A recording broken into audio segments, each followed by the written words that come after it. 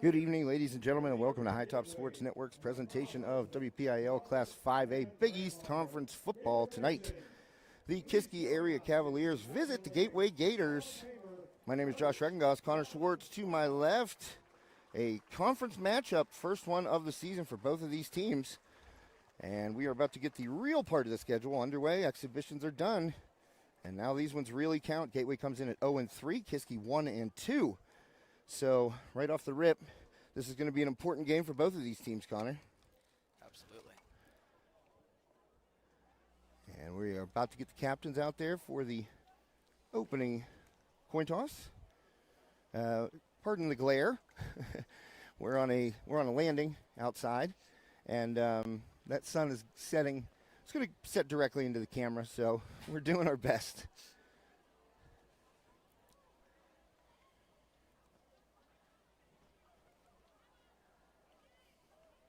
And thanks to this sole broadcast partner. Of course, the Kiski area boosters, extremely helpful in having High Top Sports Network be able to cover the Kiski area Cavaliers all season long. Thanks to Jill Finney with the boosters, and thanks tonight to Jennifer Horwatt Agency, LLC, our official broadcast partner. And we'll see what the result of the coin flip is.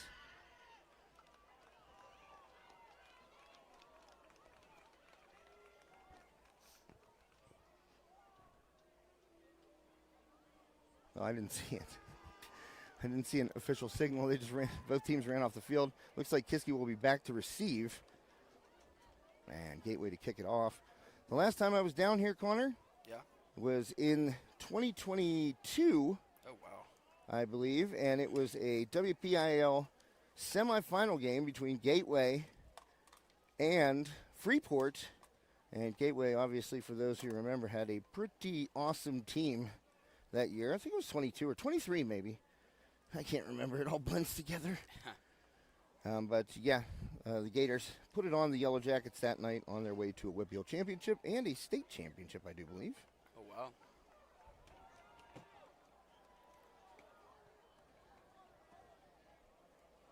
And we are going to get the opening kickoff here in just a moment. Moving some cords around here, Connor. Sorry about that. Well, say that name 3 times fast.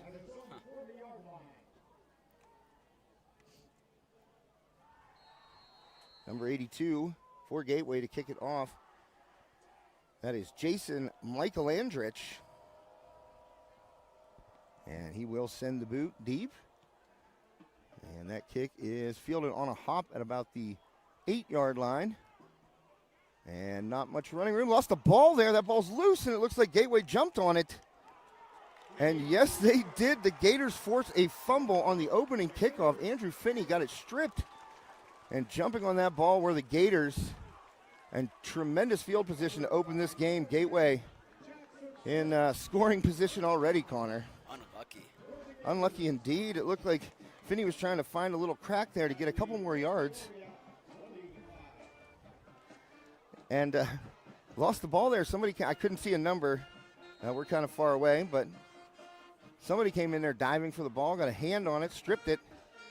And then Gateway coming up with the fumble recovery on the first play of the game, the opening kickoff.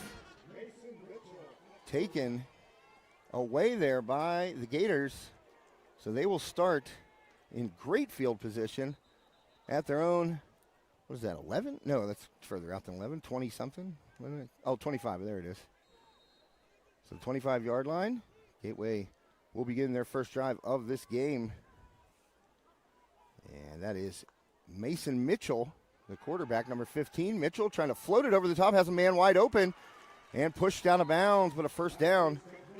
And that is Tristan Houston with the reception, number 11 for the Gators. So now down inside the 10-yard line, just one play into this first drive.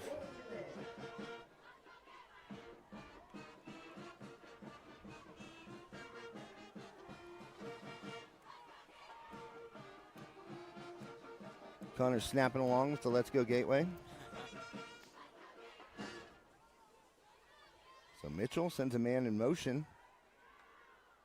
And a quick handoff, reversing field and falling, and nowhere to go anyway. Tackled for a big loss there. That was Colin Peterson in on the tackle for loss, pushed it all the way back to the 15. So going to be a 5-yard loss there for the Gators on first down.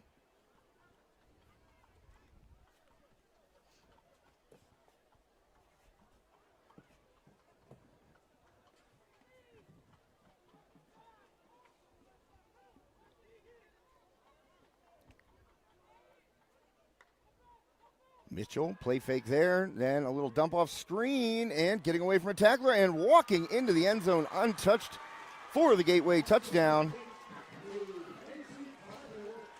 Casey Carter, the junior tight end, the recipient of that screenplay, and now Gateway on the board first after that kickoff fumble, or after that fumble on the opening kickoff. The Gators take a 6-0 lead.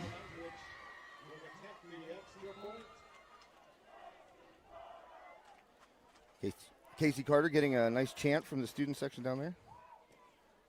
And the kick is up and drilled.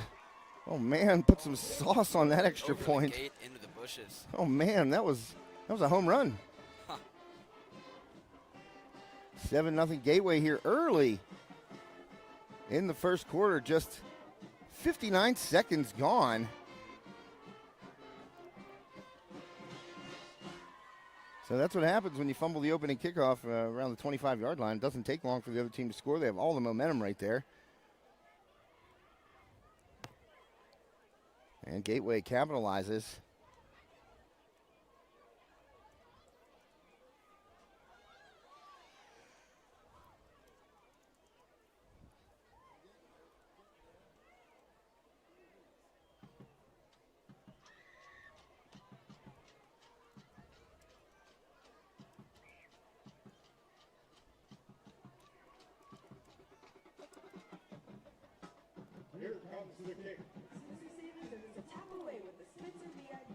So, Michael Andrich kicking off for the second time. See if they can rerun it. Well, back is Finney, and that'll be number 3, Avon Shirley. He's had some big returns so far this season.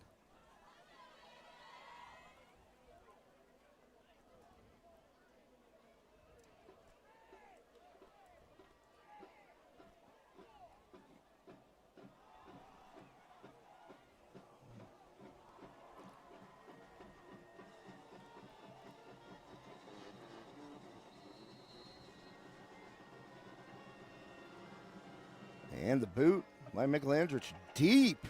And nothing Shirley can do with that kickoff.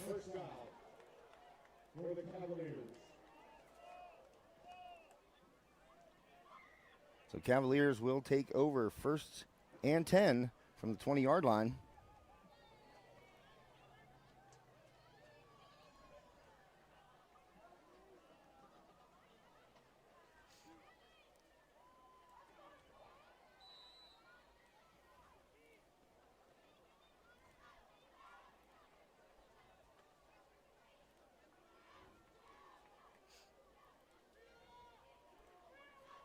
So first offensive play from scrimmage for the Cavaliers.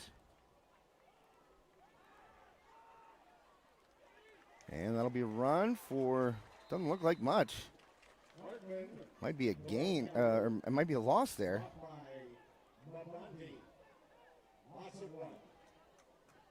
Loss of 1 on the play.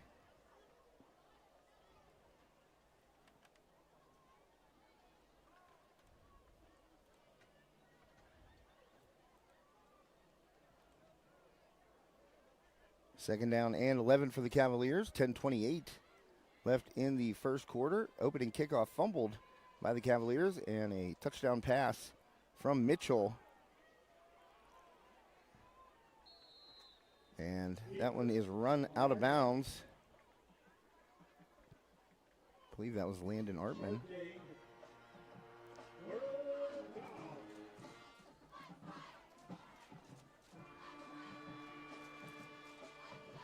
Landon Artman gaining 3 yards there, so make it 3rd and 8. Casey Carter was the recipient of that touchdown by Mason Mitchell, our opening score.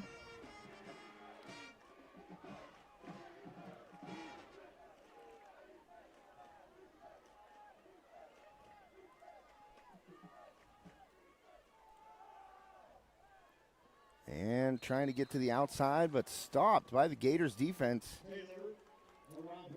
That was Ashton Taylor, but he will not be able to pick up a first down. That brings up 4th down and punt formation.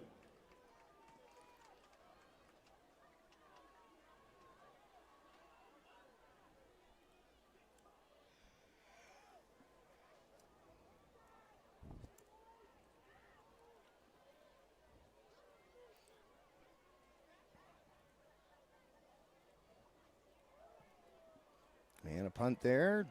Gets a Kiski roll. It's going to bounce for a bit and going to be down to around the 29-yard line of Gateway. Kick is down at the Gator 29. Ladies and gentlemen, don't forget to visit the refreshment stands. They have pizza, hot dogs, burgers. Connor wants to visit the refreshment stand for pizza, Always. hot dogs. And thank you for supporting the band. And You're the only person I've ever worked with that had people bring him food during the game. Wow. And that was pretty impressive that day Thank you. Thank you. because they kept coming. There were 3 of them. Our cousins, of course, at West Shamokin. Connor and I are related, if you didn't know that. You know now, first cousin once removed. So Gateway takes over at, Part. what's that? Nothing. Mitchell drops back, has a man, and it's picked off. And a big play by Kiski, the turnover forced. And so the Gateway Gators force a turnover on the opening kickoff, and right there, that pass by Mitchell, not good, lying in wait there. Braden Anderson for the pick. And he takes it down inside the 25-yard line there. It's going to be spotted at about the 23. So Kiski now in prime position to get that score back after forcing a turnover of their own. Just 9:17, or only a couple minutes gone, actually, 2 minutes and 43 seconds gone in this one.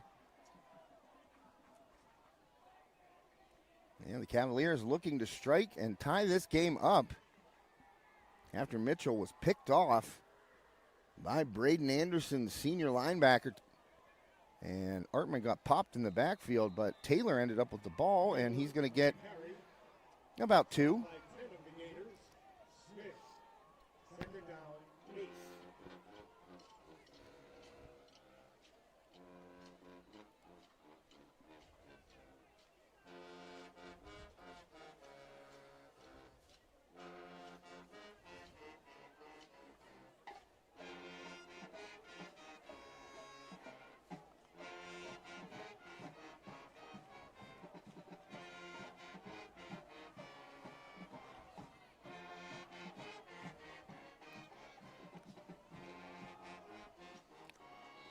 And another run there. That's going to make it 4th and short. Stop by 50. At Posey. 3rd down, 5.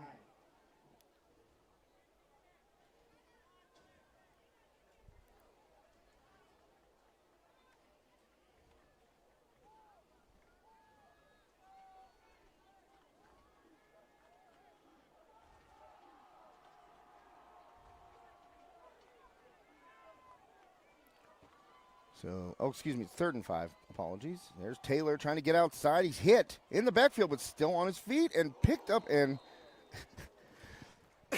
I coughed right there because that was a spine buster, if you know your old WWF. So Jaden Stammer delivering the spine buster on Ashton Taylor right there. And that'll make it 4th and about 4, it looks like. And I believe that first-year head coach Colin Huff is going to go for it. Yes, indeedy. Tegan Turley, Connor just fake punched me in the head because I elbowed him by accident. We do have a lot of space up here. I don't know why we're so close together. I don't know. Landon Artman on the run. He throws, and that one's knocked away. Flag comes in late. That's going to be a pass interference on the Gators. So it looked like pretty decent coverage. Artman had to throw that on the run, and it does go against Gateway. So that'll give the Cavaliers a first down inside the red zone. See where they spot it here. Pass interference in high school is a 15-yard penalty. Not a spot foul like in the NFL. Well, they're walking her down there. Oh, I guess it's a 5-yard penalty from where? I don't know. I thought it was 15, but. So Artman, fresh set of downs inside the 10, first and goal from the 7. Kiski looking to tie this one up. And a procedure penalty going against the Cavaliers there. Looked like a false start. Flag on the play. Offense, number 77. Well, the official cut out there, but I think he said false start. Usually, I'm sure the offensive lineman would have liked if his mic cut out whenever they were naming the number, but unlucky for number 77, Luke Kreider, the sophomore, got called on that false start. So Finney in motion. Here's Artman rolling. Dumps it to Finney. Oh, tried to dump it to Finney. It was a little behind him, and that one incomplete. Drops to the turf. And that'll make it second and goal from the 12. Or 13, they just changed it.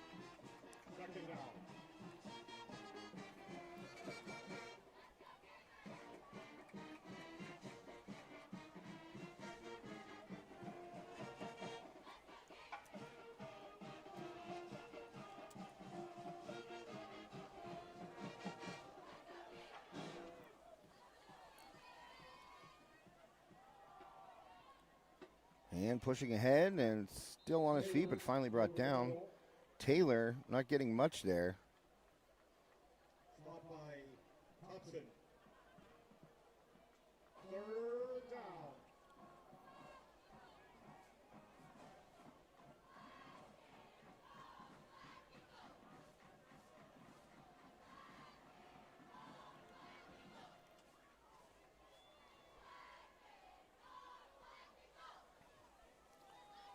So third and goal from the 9. Cavaliers after that interception by Braden Anderson put him in prime field position, trying to not squander an opportunity to tie this game up. Artman stands in the pocket, big rush, jumps over and fires, and it's going to be complete for a touchdown. Finney getting some get back there after the fumble on the opening kickoff. He catches the touchdown pass, a 9-yard strike from Artman to Andrew Finney, so that's got to feel good for Finney. You know, you feel like you let your team down there, but the senior comes up with a big grab in traffic for the Cavaliers touchdown. And Austin Beck, he missed last week's game. He will come in and boot it, and that one is up and good. And so the Cavaliers tie it up at 7 apiece.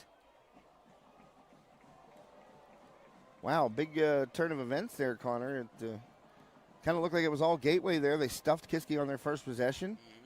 And, you know, they had no problem getting down inside, you know, when they were inside the 25, had no problem getting down and scoring. But, oh, how the tables can turn so quickly on just one play. And Gave them a little bit of momentum there. Yeah, quite a bit. And Anderson, the senior, he's a big-time leader out there for the Cavaliers, comes up with the interception. And Mitchell, I don't know what he was looking at. I didn't even see a receiver below where Anderson was just kind of sitting in a zone. And Mitchell was like, it threw it right to him. So, I mean, those are the ones you want as a linebacker, the ones that are right to you.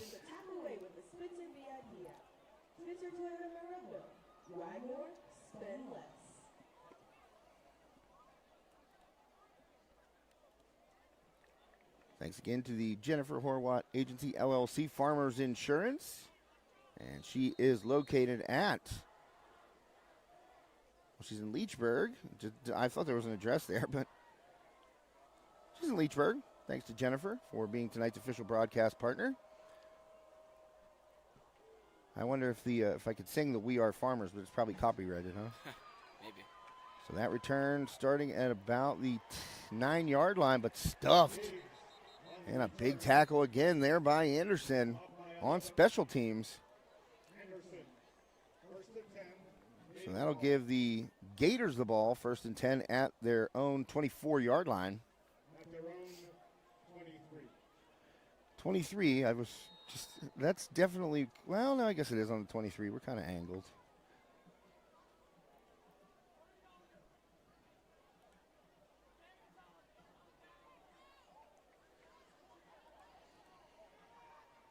So Mitchell, his last pass attempt intercepted by Anderson. 6:05 left in the first quarter. You're watching High Top Sports Network. Thanks for tuning in tonight. And a run up the middle, hit immediately. Number 51 for the Cavaliers in there on the initial stop. That's Cody Carrion, the junior linebacker. Second down, 8. So Carrion with a good stop, only a 2-yard gain there for the Gators.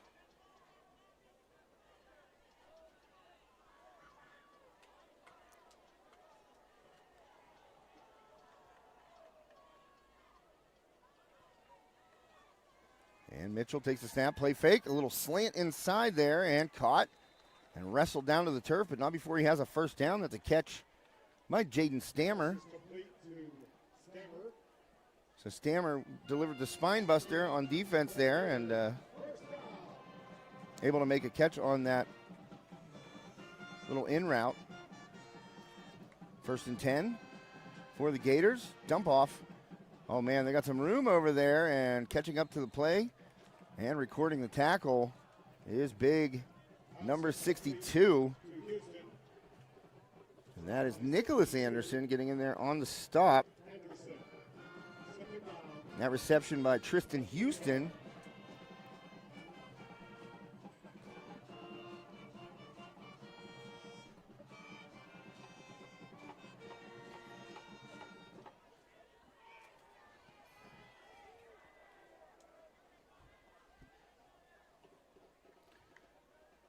So for 2nd and, 1, and they're going to get the first down there, inside handoff. Over the middle.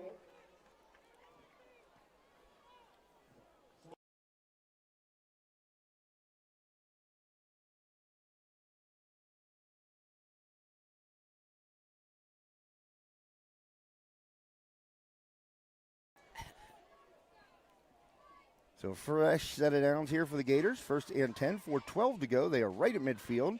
Snap, Mitchell takes it and hands off. And a pile of bodies push forward for about 3 yards.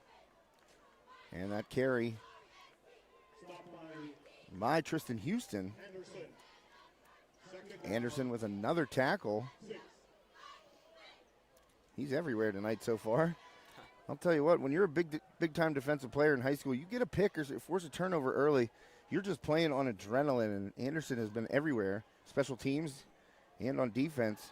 Mitchell back to throw over the middle. That one too high. Had a man open. Ian Woods over the middle. Was open, but unable to secure the bag, as the kids say. Oh, yeah. I think that's what that means. No, not even close. Yeah, pretty much. Pretty much not close. Pretty close. So Mitchell now a 3rd and 6 from the 46-yard line, drops back. Quick little pass over the middle, and that tight end screen works again. Casey Carter will pick up the first down. By Anderson. And that's good enough for a Gator. First down.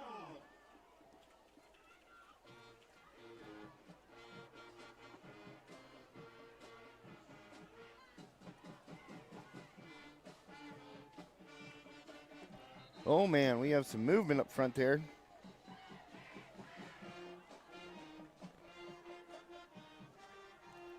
And let's see who got that. Jumped the gun there a little bit, did the Cavaliers.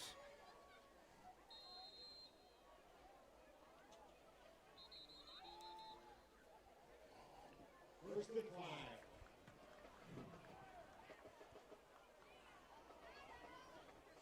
So we got a timeout on the field. We're going to take a timeout here on High Top Sports Network. Thank one of our great sponsors, Armstrong Indoor Athletics. We'll be right back. Armstrong Indoor Athletics, located at 132 South Grand Street Avenue in downtown Katanning, offers a state-of-the-art training facility and top-tier instruction by experienced coaches to help turn your youngster into the best baseball or softball player they can be. Batting cage and bullpen lane rentals are available for 30 to 60-minute sessions, and you can also sign your baseball or softball player up for private hitting, pitching, fielding, and catching instruction with our knowledgeable staff. Be sure to visit Armstrong Indoor Athletics online at aia.team or call them at 724-599-9761 for more information today. And welcome back to High Top Sports Network. Thanks to Armstrong Indoor Athletics. Remember, still time to register your teams. AIA.team. Check them out. Out of the timeout, Mitchell. And got that. Oh, what a catch right there. Now, a little in. And again, it was Jaden Stammer laying out for that one. So another first down. Good play call. And so Stammer taking that inside route. And it looks like out in coverage there has been Lucas Vacanti, and they're kind of shading him in, but there's no safety help. I mean, it's too quick for the safety to roll back that way. Mitchell fakes the handoff, rolls right, still hanging on to the ball. There's a flag comes in, and Mitchell's tackled, but the flag came in there. We'll see what that infraction is and who it goes against.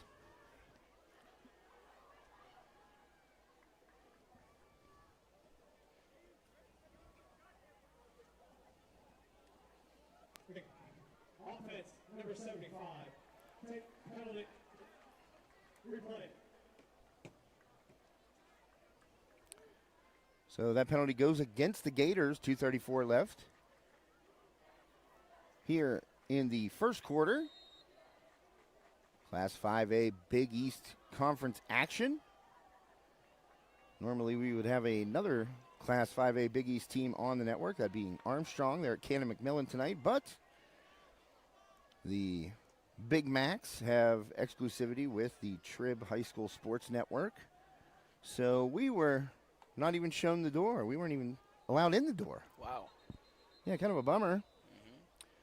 So apologies to all of our sponsors and fans of our broadcast of the Riverhawks. Kind of try to work through it, but no budging. And we've been in that situation before.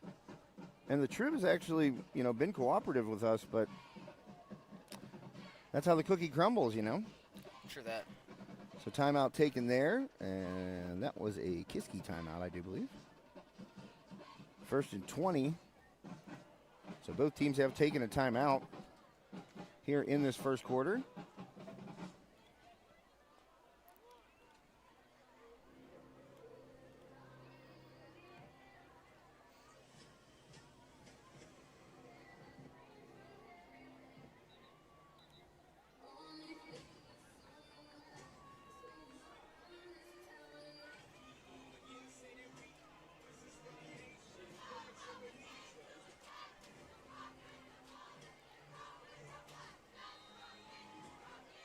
All right, out of the timeout, first and 20 for the Gators.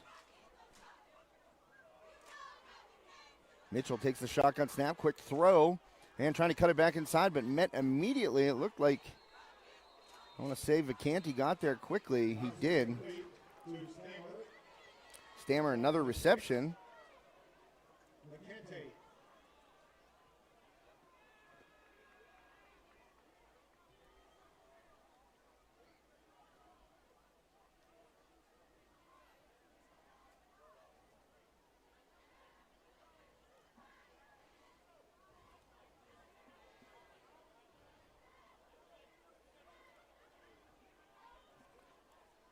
And Mitchell He throws, and a nice catch. A good grab there as the young photographer rolls out of the way as that play comes out of bounds.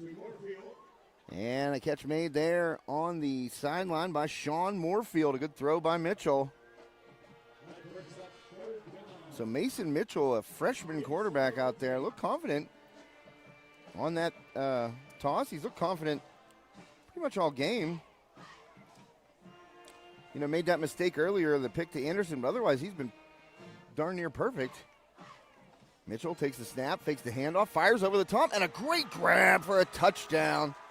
Wow, what hands there, showcased by Tyree Gowder. So Gowder hauls in that bullet from Mitchell. And that puts Gateway up by 6.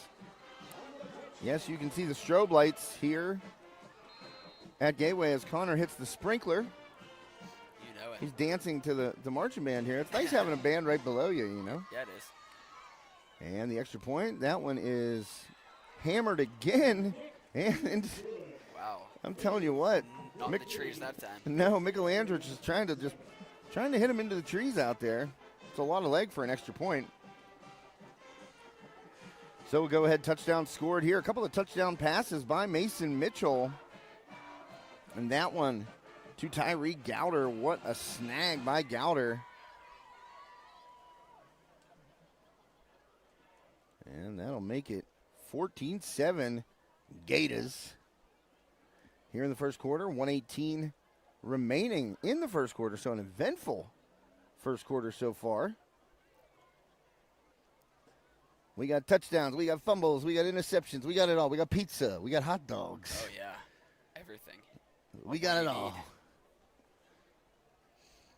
Maybe a good pulled pork sandwich. I don't know if they have those down there. I'll tell you, last time I was here, they had a guy on the grill right below us. Really? So the whole time, we're up here, and we were in that booth right next to us where the coaches are. But the whole time, I'm just smelling burgers cooking. Oh, man. And I crushed like 3 halftime. Of course you did. Well, yeah. And that boot, Michelandrich, taken deep there and trying to find some space with Shirley. He gets popped. Big play on special team by Jackson Smith. So the Cavaliers will take over. Down a touchdown now, and Shirley was trying to pick his way, but Smith came out of the pile there and just popped him.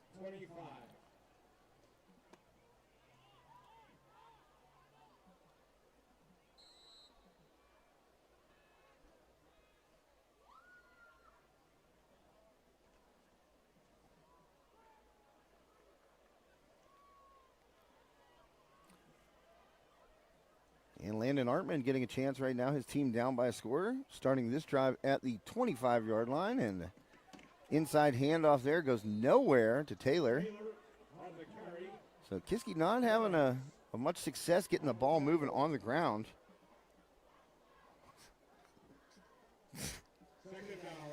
Connor's just showing me places to eat after the game. I'm thinking it's something important. I look over, I'm like, oh, it's another place to eat. I know people, they claim it's amazing.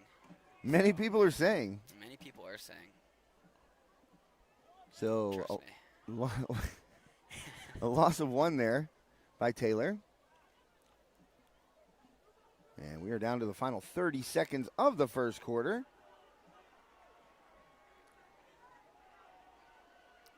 Artman drops back. Artman fires over the middle. That's Shirley. He slips the tackle, and Shirley's got some room. Shirley heading to the sidelines. He gets to the far sideline there and pushed out of bounds right in front of his own bench with 17.8 seconds left. A fresh set of downs for the Cavaliers. And Shirley, avoiding that initial contact, got loose and scampered to the sideline there for a first down. The ball spotted at the Cavaliers' 38.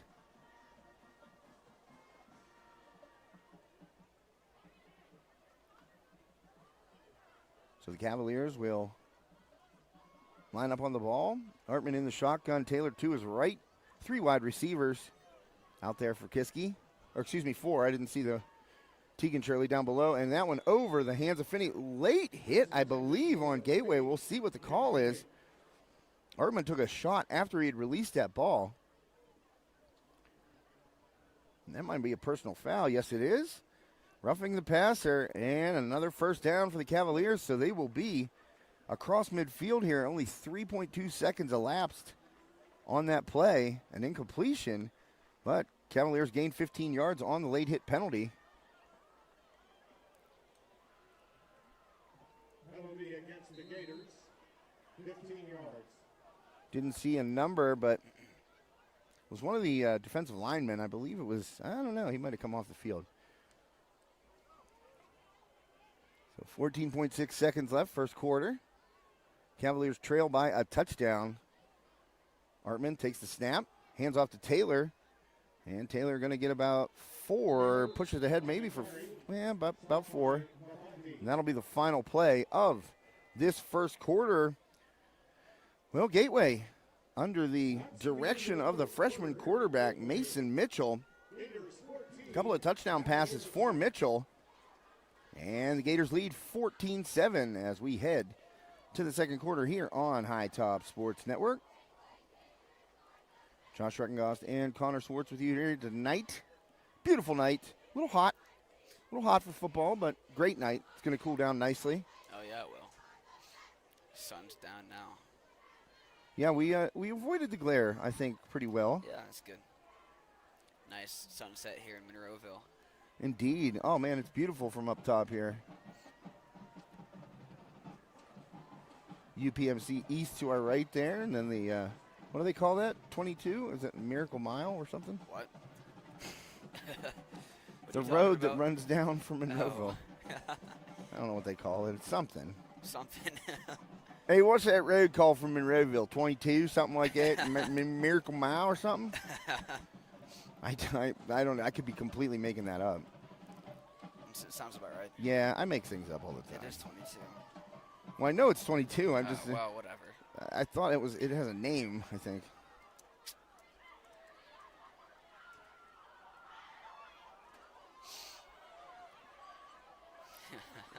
William Penn Highway, crossroads of Western Pennsylvania. Oh, wow.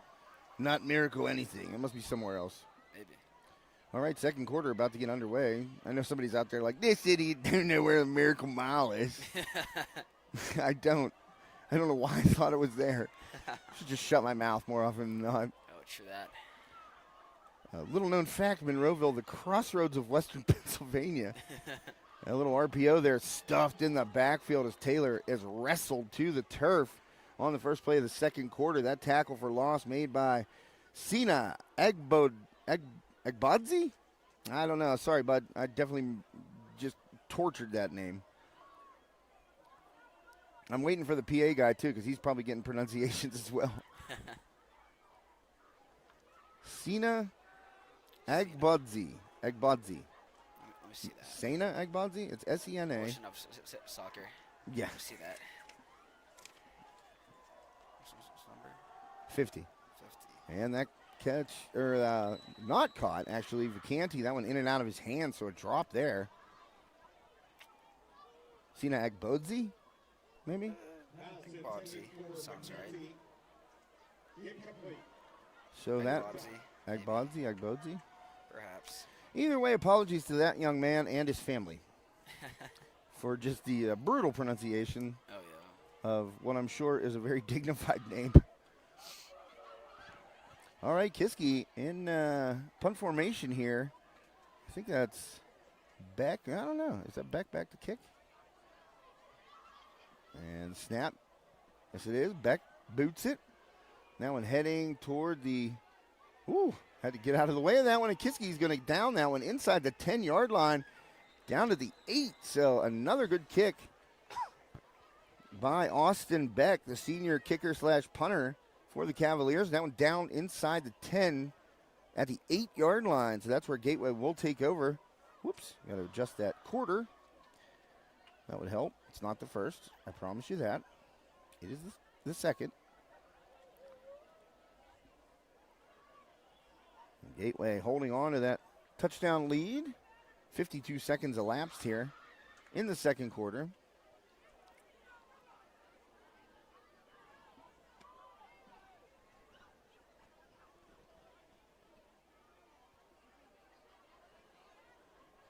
I'll tell you, Mitchell has been impressive so far in this first half. Made one mistake. That's it. Wow. Every other throw's been on the money, and Mitchell again fires, got a man, and another great grab. Oh, it's taken away by Avon Shirley. That's going to be an interception, or it's going to be a forced fumble. I think it will be a forced fumble. It looked like a catch down the sideline. Wow. And that was Casey Carter made a great grab down the sideline, and as he was coming down to the turf, let's see the replay up here on the board. Great throw by Mitchell. Carter makes the grab 2 feet, and Shirley just takes it away as Casey Carter's going to the turf. So another, I'm going to say that's going to be a forced fumble and fumble recovery for Avon Shirley. What a huge play for the Cavaliers. Just a heads-up play. I mean, you got to give that was just a tremendous play all around. It was a great throw by Mitchell, a nice grab by Carter, and then Shirley being heads up as Carter was falling to the turf, just snatched that ball away from him. And trying to reward Shirley, grabs it, and he's going to be into the end zone. Touchdown. Landon Artman finds him, and that's going to be a 10-yard touchdown. Turn of events. Wow, unbelievable. You got to reward the man who made the play on defense. Yeah. And they went right to him on that little quick sweep play. And Artman delivered a bullet. He had to throw that ball hard because Shirley was well covered, and Shirley with the good hands, we saw him take that ball away from Casey Carter.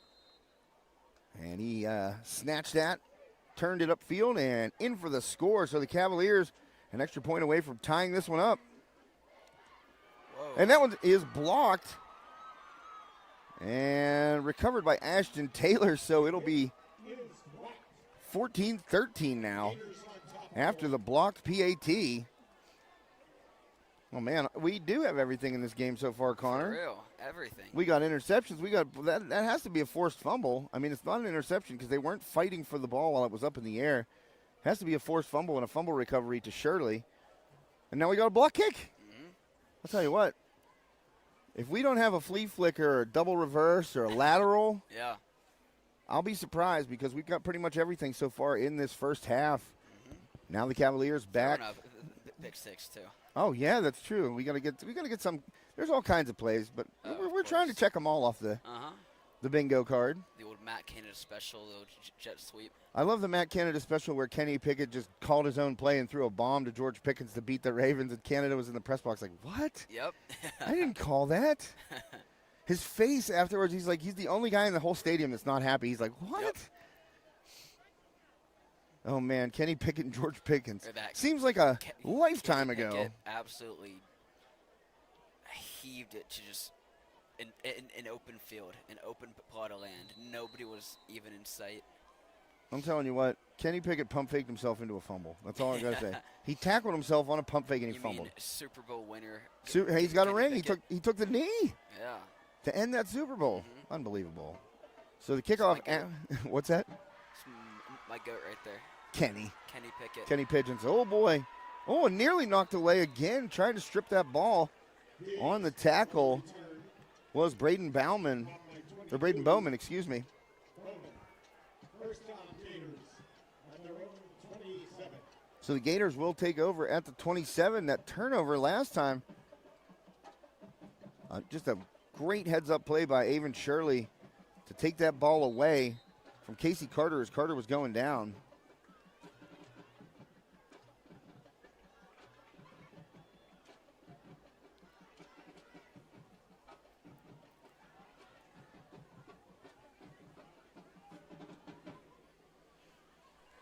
My son is as bad as you. I don't know what any of this means that he just sent me on Snapchat. He's like circling stuff and something about football.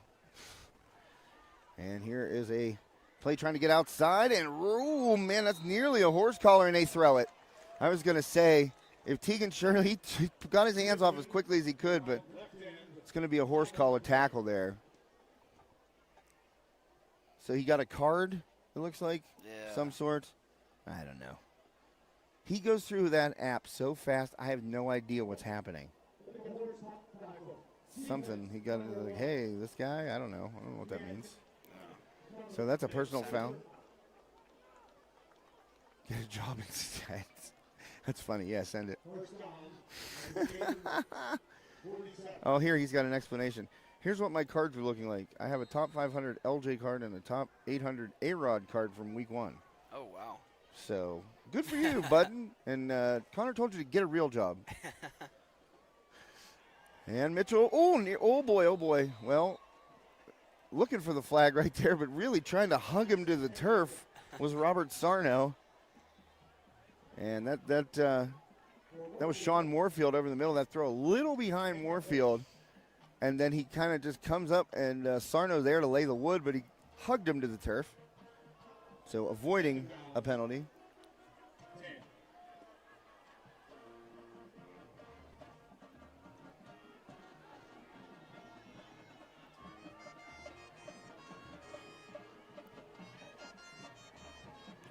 And the handoff right there, trying to pick his way through, but tackled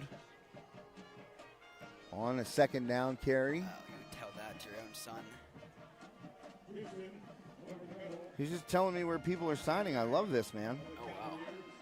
I mean, I don't really care that Jake Moody signed with the Bears. He's a kicker. But my son keeps me updated. Yeah. Yeah, he does.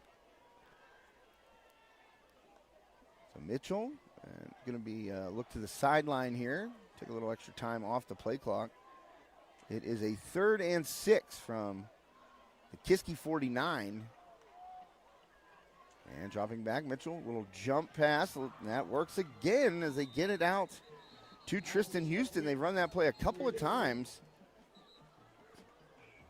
And Mitchell waits for that rush to get in there and then kind of jumps up and tosses it over the oncoming rush.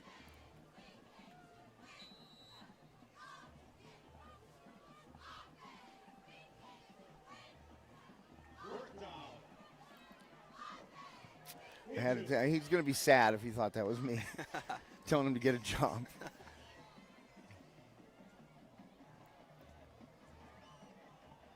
Fourth and 1 now, so the Gators going to go for it, obviously. And the handoff. And picking his way through and getting the first down is Houston. Houston has the first down.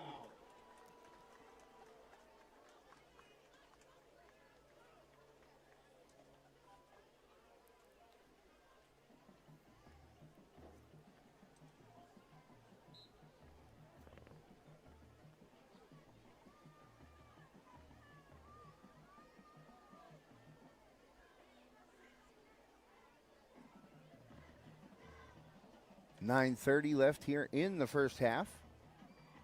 Gateway up by a point, courtesy of a blocked extra point. Oh, what was that? What happened there? That's a great question. Why did that happen?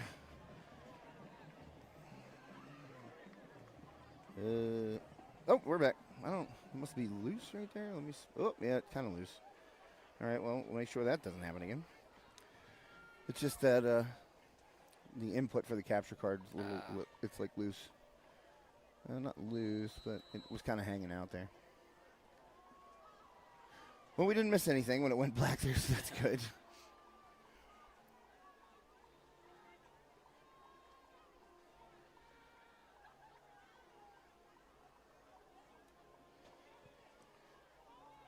And here we go.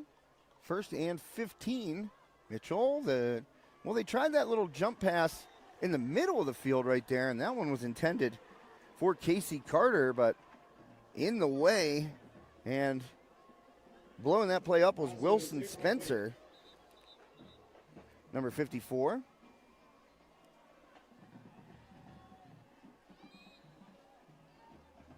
Second down, 15.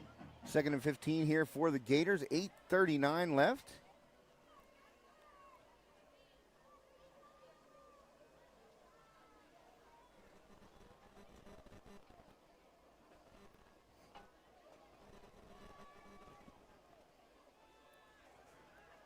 And Mitchell looking to go deep, and he hangs in the pocket. Tough throw. That's going to be completed, but tackled immediately by number 11 for the Cavaliers, Braden Anderson. To Dancer. Stop by 11.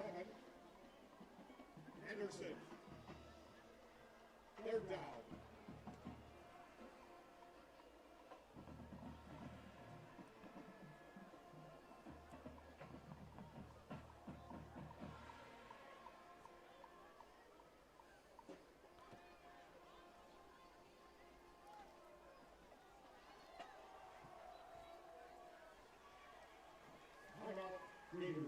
So the Gators take a timeout here with 7:58 left in the first half, and we'll take a timeout here on High Top Sports Network. Oh man, I got the elbow crunch on the table there. That felt great. We'll be right back here at Gateway after these messages. Armstrong Indoor Athletics, located at 132 South Grand Street Avenue in downtown Katanning, offers a state-of-the-art training facility and top-tier instruction by experienced coaches to help turn your youngster into the best baseball or softball player they can be. Batting cage and bullpen lane rentals are available for 30 to 60-minute sessions, and you can also sign your baseball or softball player up for private hitting, pitching, fielding, and catching instruction with our knowledgeable staff. Be sure to visit Armstrong Indoor Athletics online at aia.team or call them at 724-599-9761 for more information today.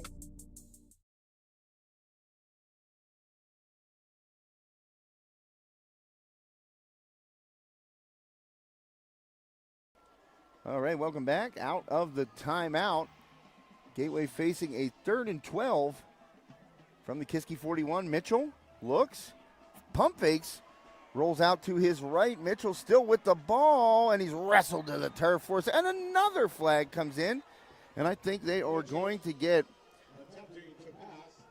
Cohen Fritsch, I believe, is going to get whistled for the horse collar.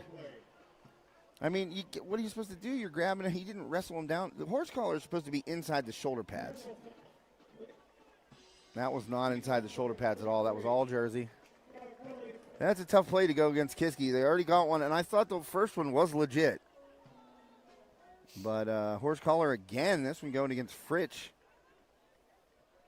The one against Tegan Shirley was legit. He threw his hands back like, oh, I was inside the shoulder pads.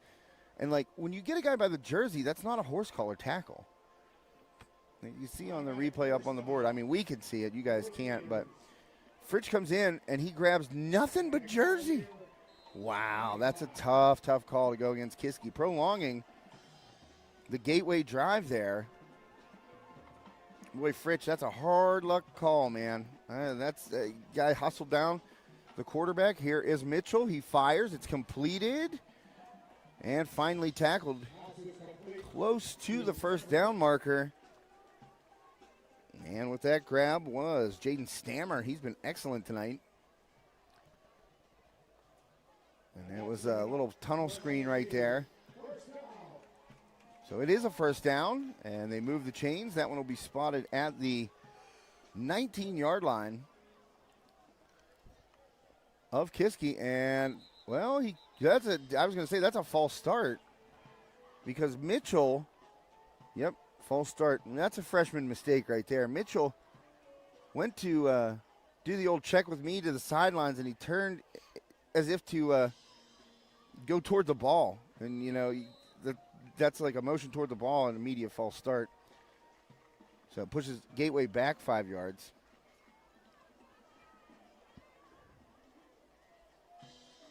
You can see he walks up right there and then steps back and goes up again, and that's a false start.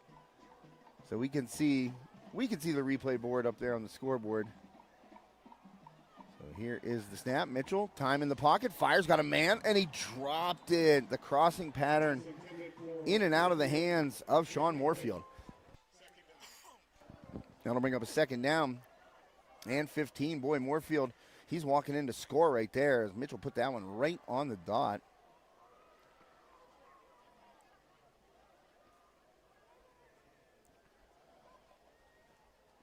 Oh, Moorfield, he is not happy with himself. He'll be seeing that one tonight in his dreams. That was an easy walk-in touchdown. I mean, he had the angle. So Mitchell on his 2nd and 15 finds a man. There's Moorfield again, and he will walk in this time. Touchdown, Gateway. And that is Mitchell's 3rd touchdown pass of the evening. Only about a quarter and a half into this one. And the strobe lights go off here at Antamarino Stadium. Wow, Mitchell looks really poised, really good in the pocket. And I got to give the offensive line some credit here of Gateway. They are really holding up. Kiski getting no pressure on Mitchell. Oh, that one's nearly blocked. And goes through. But I'm telling you what, that was nearly blocked coming off the corner. It looked like Tegan Shirley almost got in there.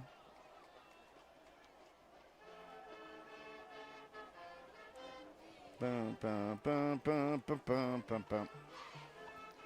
You gotta love it. I mean, I don't know how you could go to a high school football game and not get into like when the band's playing. High school and college football, it just keeps you moving, you know. Yeah. So now, an 8-point lead here for the Gators over the Cavaliers. 6:37 left here in the first half.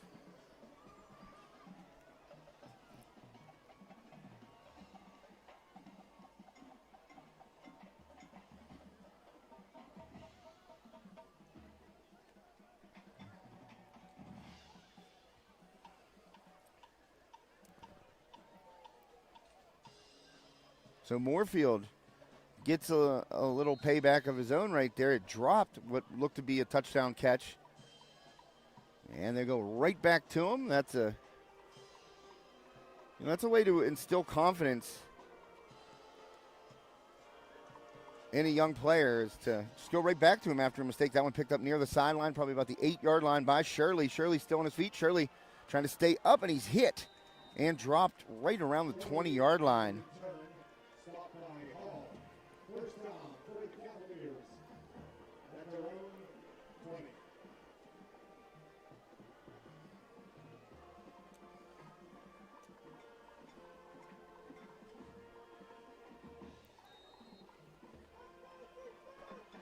So the head coach here at Gateway, also the athletic director, Don Hall, always shows us some great hospitality here in Monroeville, crossroads of Western Pennsylvania.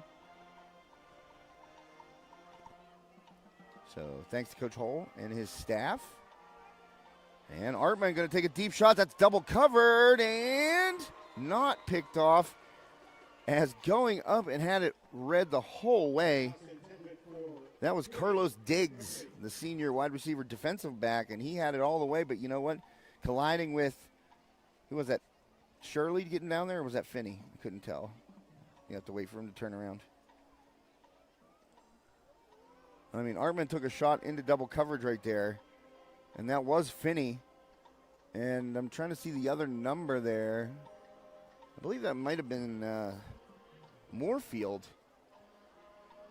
But anyway, the collision of bodies there knocked the ball away from Diggs. It looked like he had a sure pick. He had the thing measured the whole way. But break for Kiski. Artman fires, and that one through the hands of Avon Shirley on a cross. Probably about a 3-4 yard cross.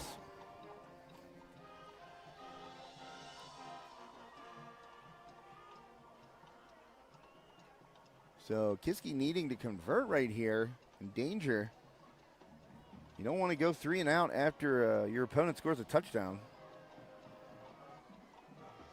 especially on the road.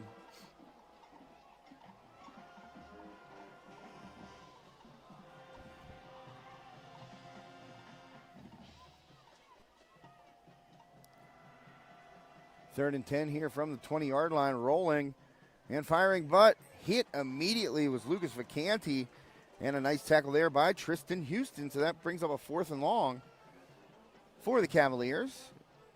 Clock winding to 6 minutes here shortly. Short of the first down. That will bring up 4th down and high formation.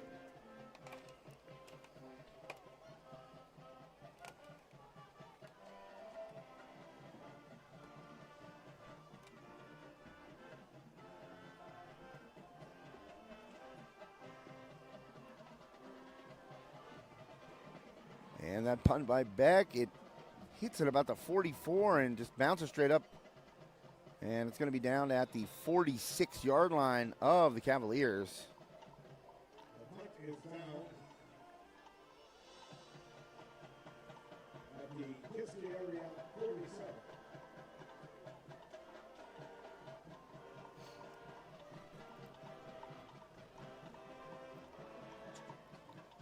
Well, they said the 47, so.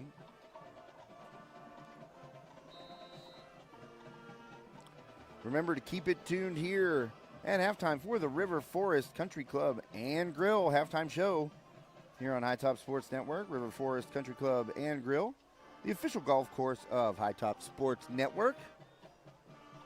Might be out there tomorrow, Connor. Oh, yeah.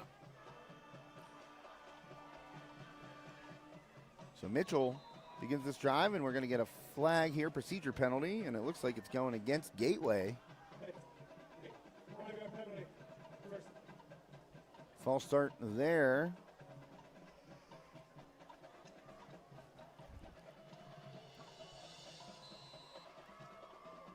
So that makes it 1st and 15. Didn't seem to phase the Gators last drive when they had a procedure penalty. Converted it and scored a touchdown.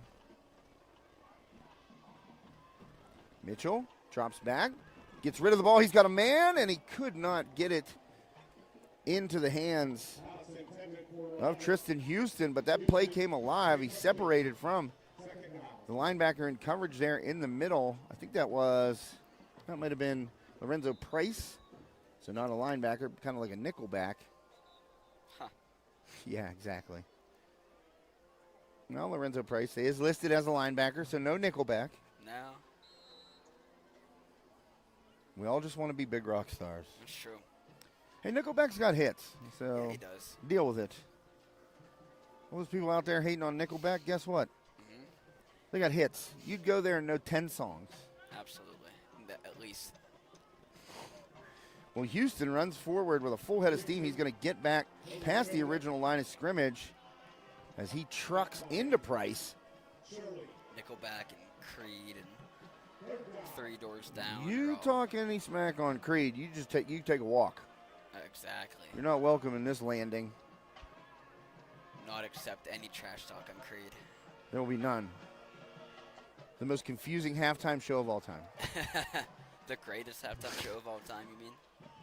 And a good throw there by Mitchell. He's got his man and trying to stay inbounds and push ahead for another couple of yards. That was America's Thanksgiving right there. Oh man, nobody knew what was happening in that show. First off, Scott Stapp, personalized Cowboys jersey tucked into jeans. What is he doing? Then you got a dude doing the silky ropes thing like Pink does. Yeah. Then you got a whole marching band. It was very, very confusing. Confusing. Meanwhile, Creed's just rocking out. You mean amazing? Well, something. The poor guy with the silky ropes. He was like running and he couldn't get off the ground. Well, that little dump screen there is going to work again for the Gators as Houston is the recipient once more. Another first down. If those out there don't know what we're talking about, I think it was 99.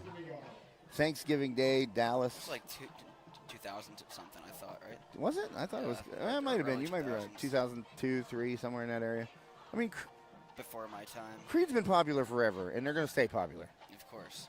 Like, young kids today are just like, have you guys heard of Creed? Kind of like we were when we were little, and I was like, hey, have you guys heard of the Beatles? Yeah. This band is crazy. Thought they weren't there yet. They're not in Beatles territory yet. Looks like a false start again against Gateway, so they're pushing 5 yards back on. It is indeed. So 2nd and 1 turns into 2nd and 6, but these procedure penalties have not hurt the Gators at all. 2001. That was close. That was 2 years away. You were right there, too. Scott Stapp, personalized Cowboys jersey. Oh, yeah. Has a basketball camp where he just blocks little kids and gives them the Matumbo finger wag.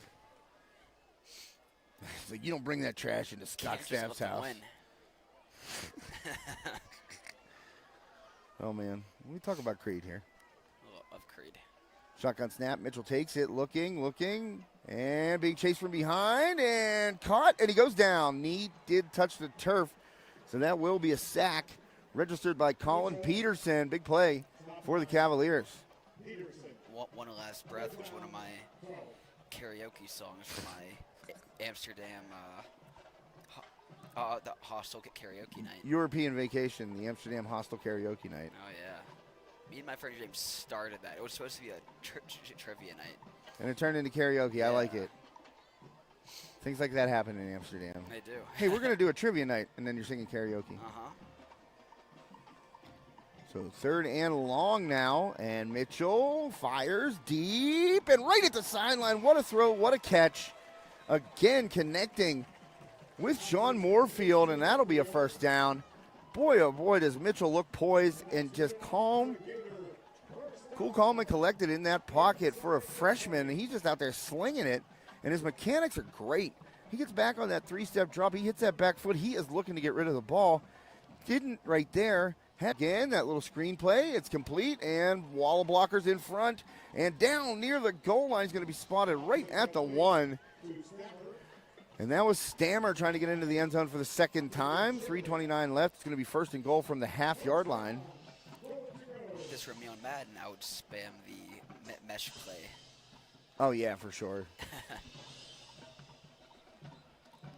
or college football. Yeah, no doubt.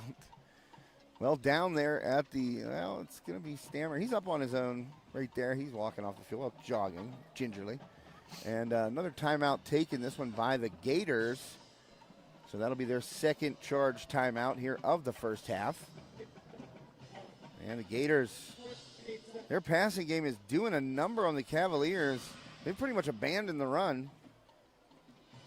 And Cavaliers having real trouble stopping this attack led by freshman quarterback Mason Mitchell. I'll tell you what, he doesn't look like a freshman out there. He's playing a really good game. He's in control of everything. I really like the way he's, working through his progressions too. When the first read isn't there, he's not afraid to hold on to the ball and take a look because he's getting so much time behind that offensive line. And big credit to the Gators offensive line. They have been fantastic protecting their young quarterback.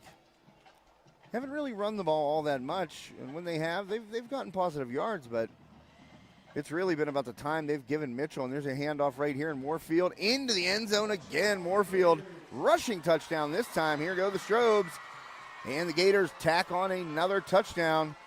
3:04 left in the first half. Make it 27-13. Gateway.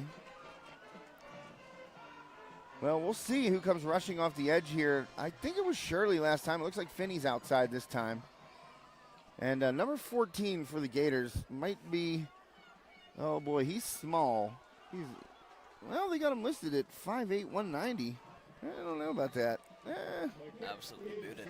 Yeah, they're just crushed by Michelandrich. And 28-13, Cavaliers need an answer. Ladies and gentlemen, if you need to leave tonight's game, re-entry is not permitted. Gateway School District has a no re-entry policy. Remember to stay tuned again at halftime. The River Forest Country Club and Grill halftime show. Check out River Forest online. Great membership rates. Tons of course improvements, ongoing course improvements. Right there at Freeport, conveniently located really at the meeting point of 4 different counties. You got Armstrong, Allegheny, Butler, and Westmoreland all kind of right there. And convenient distance to River Forest. It's a hidden gem. That's what I like to call it. It's a challenging course. There's a lot of trees, hence the forest in the name. And if there's a tree on that course that I haven't hit with a golf ball, I'd be pretty surprised. True that. Listen, I can hit tight windows, once out every 5 swings. Those other 4 swings are hitting a tree. And not the same one, mind you. Oh, of course not. A challenging course, great layout. And obviously, want to also mention the grill as this kick is taken at about the 3-yard line by Shirley. And Shirley going to get some blockers. Shirley has some room. Shirley skips past a man and still on his feet, gets pushed down around the 34-yard line, and that's where Kiski will start this drive. 2:55 left in the first half. You're watching High Top Sports Network. Josh Rettengost and Connor Swartz here tonight in Monroeville for the Cavs and Gators. I'll tell you, when I was down in Florida last year on the High Top golf trip, I skimmed the ball across the fairway with my 3-wood, and it kind of just rolled towards a marsh. And I went, no. I saw stuff moving in the reeds. I was like, I'm not going over there. Gators. And some hippie dude came out of a pump house, and he goes, I wouldn't go over there if I were you, man. And I go, I wasn't going to. I had like one of those telescopic ball retrievers, as Hanging on to this one is Artman, and Artman, oh man, Artman kind of showing some strength right there as he picks up a nice rush. And that will move the chains for the Cavaliers. So I'm like, I wasn't planning on going over there, and I pulled out that telescopic ball retriever because I saw where the ball was. It was just like right over the little bit of a lip. And he goes, they pulled a 12-foot gator out of there yesterday, man. I go, all right, forget it. And I just put the telescopic ball retriever back in my bag. And he goes, but it's not the gators that worry me. It's the water moccasins. And I was like, where am I? Florida Gulf is a different animal. Literally, there are gators everywhere. Wow. They're just like their eyes are above the water, and they're just watching you play. And there's some here too, huh? Yeah, Gateway Gators. That's what I'm saying. Hartman holding on to the ball again. Good. Oh, slips a man, gets outside, cuts it back in, and he's got another first down. So maybe Kiski finding something here with Landon Artman running the ball.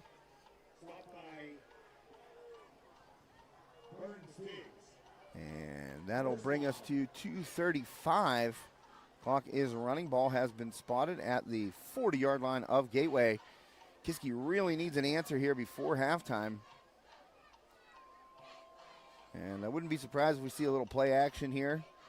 Maybe an RPO fake into a pass. We'll see. And Artman fires it. Good grab by Shirley, and he's caught by the shoelaces there. Nice tackle by Ian Woods on the back end. But it is another Kiski area first down. And the Cavs, well, that clock never stopped, interestingly enough. Ashton Taylor pushes forward, and he'll get about 2.5 maybe. And clock still running. Cavaliers with 2 timeouts remaining.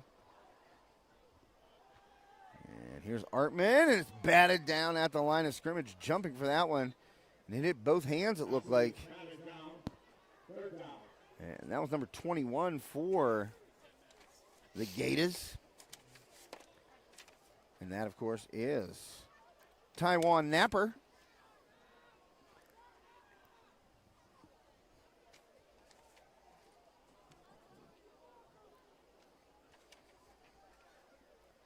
So Napper with a pass defensed, or defended, I guess you can call it either way. Fully awake on that play. He jumped, and it was like the ball hit him in both hands. Yeah. Third and 8 right now for the Cavaliers. Rolling to his right. Artman going to hang on to it, tries to slip him in. He does. There's a flag. Comes in late, might be a chop block. Most likely going against Kiski on that type of play.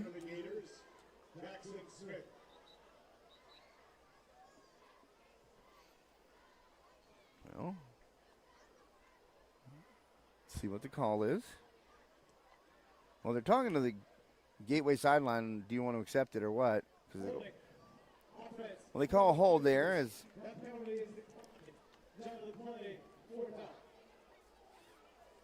that penalty is declined by Coach Hall. And looking over to the Kiski sideline, walking gingerly there was Artman. Well, he seems okay right now.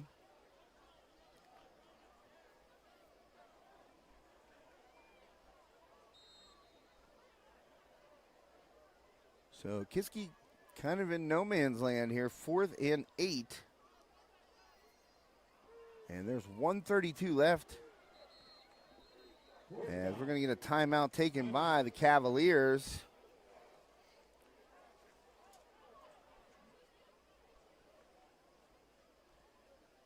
So both teams with 1 timeout remaining.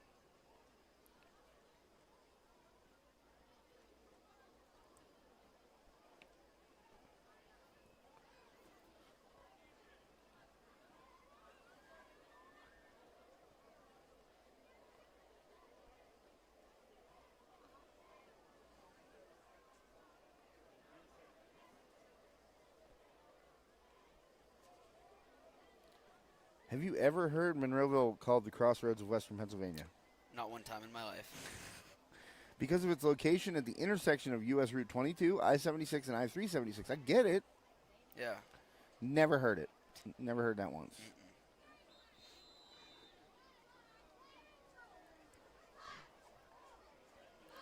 Well, that's a scary-looking Gator up on that scoreboard. Oh, wow. He looks like he's out to cause some problems. Yeah, he is. So now 4th and 6 after the timeout by the Cavaliers. Kiski needs either a first down or a scoring play here with 1:32 left in the first half. In motion is Finney. Rolling left is Artman. He goes deep to the end zone. He's got Avon Shirley, and it's caught by Shirley for the touchdown. Boy, that's a gutsy call there by head coach Colin Huff.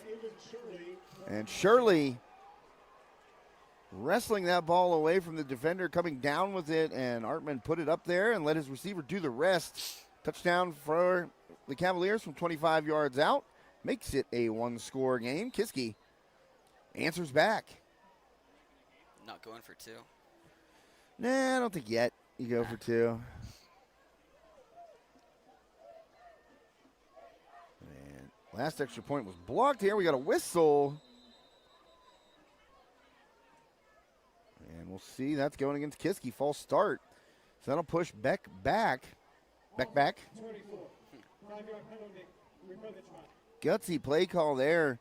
My first-year head coach, Colin Huff of the Cavaliers. He rolled out and let his quarterback. He said, hey, if you see Avon Shirley deep down the field, well, toss it up there. He can win a one-on-one battle, and he did right there. So now moving the extra point attempt back 5 yards. Not an easy kick. Beck, and it is good. No good. Wow, I called that one wrong. No good. I didn't see where it missed. He must have been outside that near upright. So, man, I thought that went in. that's a blocked extra point and a missed extra point for the Cavaliers in this first half. Unlucky. Unlucky indeed. Well, when you get pushed back 5 yards, then you kind of think about, should we go for 2?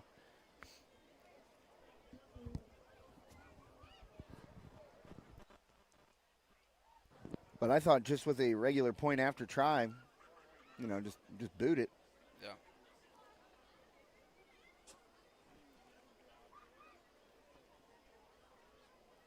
So that'll give us 95 seconds left in the first half. 28-19. A weird-looking score. Don't see many 19s in football games. No.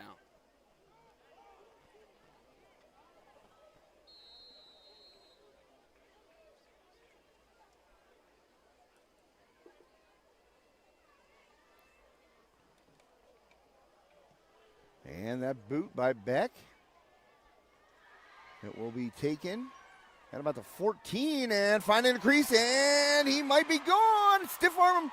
And what a play by Beck to stop the streaking return man. Tristan Houston. Oh, wait, that wasn't Houston. That was number 13. Apologies. That was Nazir Diggs showing off the Jets. And Diggs finally hauled down at midfield by the kicker. And Beck hanging on for dear life right there, grasping at what looked like it could have been air if Diggs would have been able to land that stiff arm, but instead, Beck gets just enough of the Gateway return man to bring him down and save a touchdown right after that long drive culminated with a score for Kiski on 4th down. Boy, that would have been a backbreaker right before the half. But still, Gateway has been moving the ball pretty efficiently all game long. And definitely possible for them to get 50 yards in 1:17 seconds. Doesn't seem like that tall of a task for the way Mason Mitchell has been playing.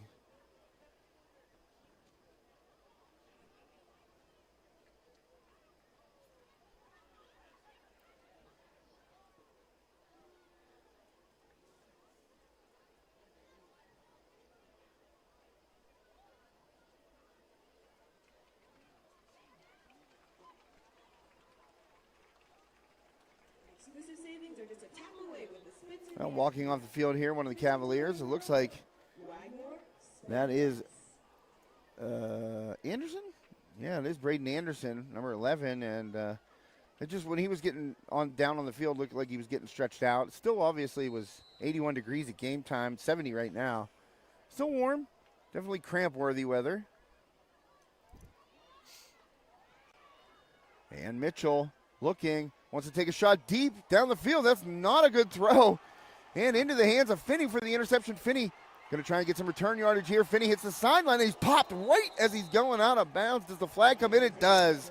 And that's going to add 15 to the interception and the return by Finney. Boy, not a smart play on a lot of levels there for the Gators, and it's just like, boy, they looked so good for the first 23 minutes of this half, and then right there it goes way wrong as the receiver fell down, and Mitchell had already heaved it up, so back there waiting for it like it was a fly ball was Finney. He catches it, gets a good return out across, well, right at midfield, and he gets popped as he's stepping out of bounds. Tis the game of football. And that's going to add 15 yards, and that's going to put Kiski in prime position to maybe get 6 or 7 points back. 6, 7, maybe 8. Okay, Josh. Oh, man, my kids are just dumb. They were doing that all weekend, and I was like, please stop. Oh, man, what a shot Finney took, and he was stepping on the boundary. You to say. I know. 6, 7.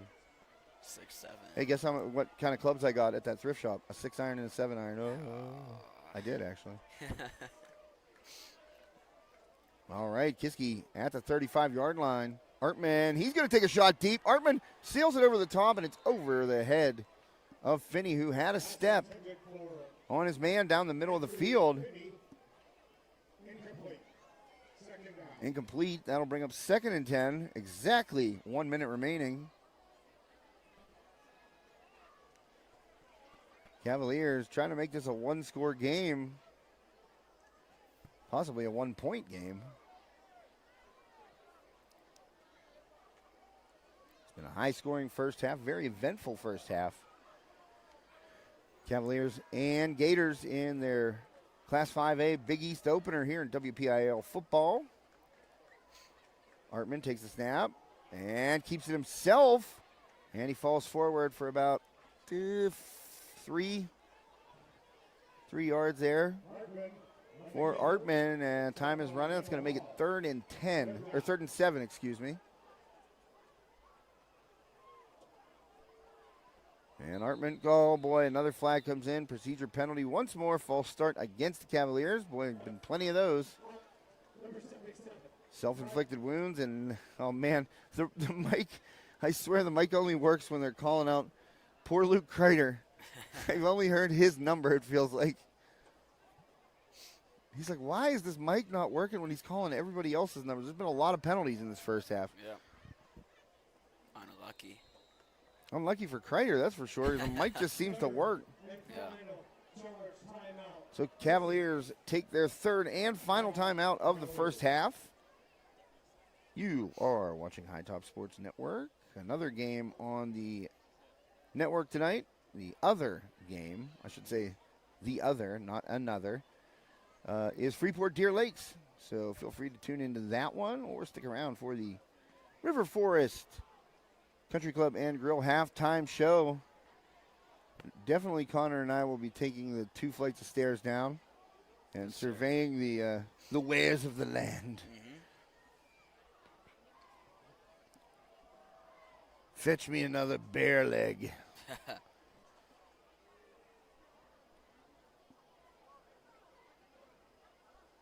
So Coach Colin Huff taking a timeout here with 38.1 seconds remaining in the first half. His team trails by 9,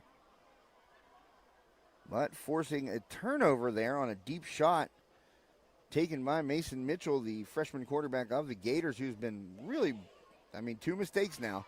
Both of the picks have been pretty rough, but he has been darn good otherwise.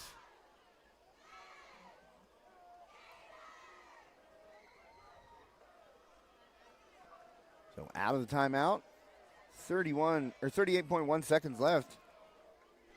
Officials waiting for the signal to go. As the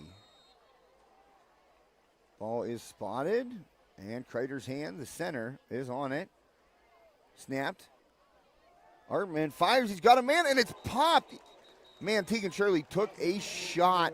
That ball was never secured, and a great hit coming through there with ferocity, number 5 for the Gators, Julian Dancier.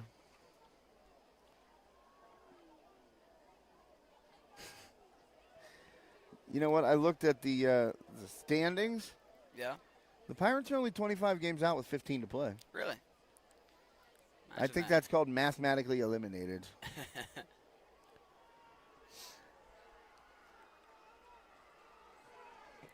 All right, we got a 4th down and 12. And the Cavaliers are going to go for it. No surprise there. Artman drops back, and he tosses it up deep, surely down the sideline, and that one sails out of bounds.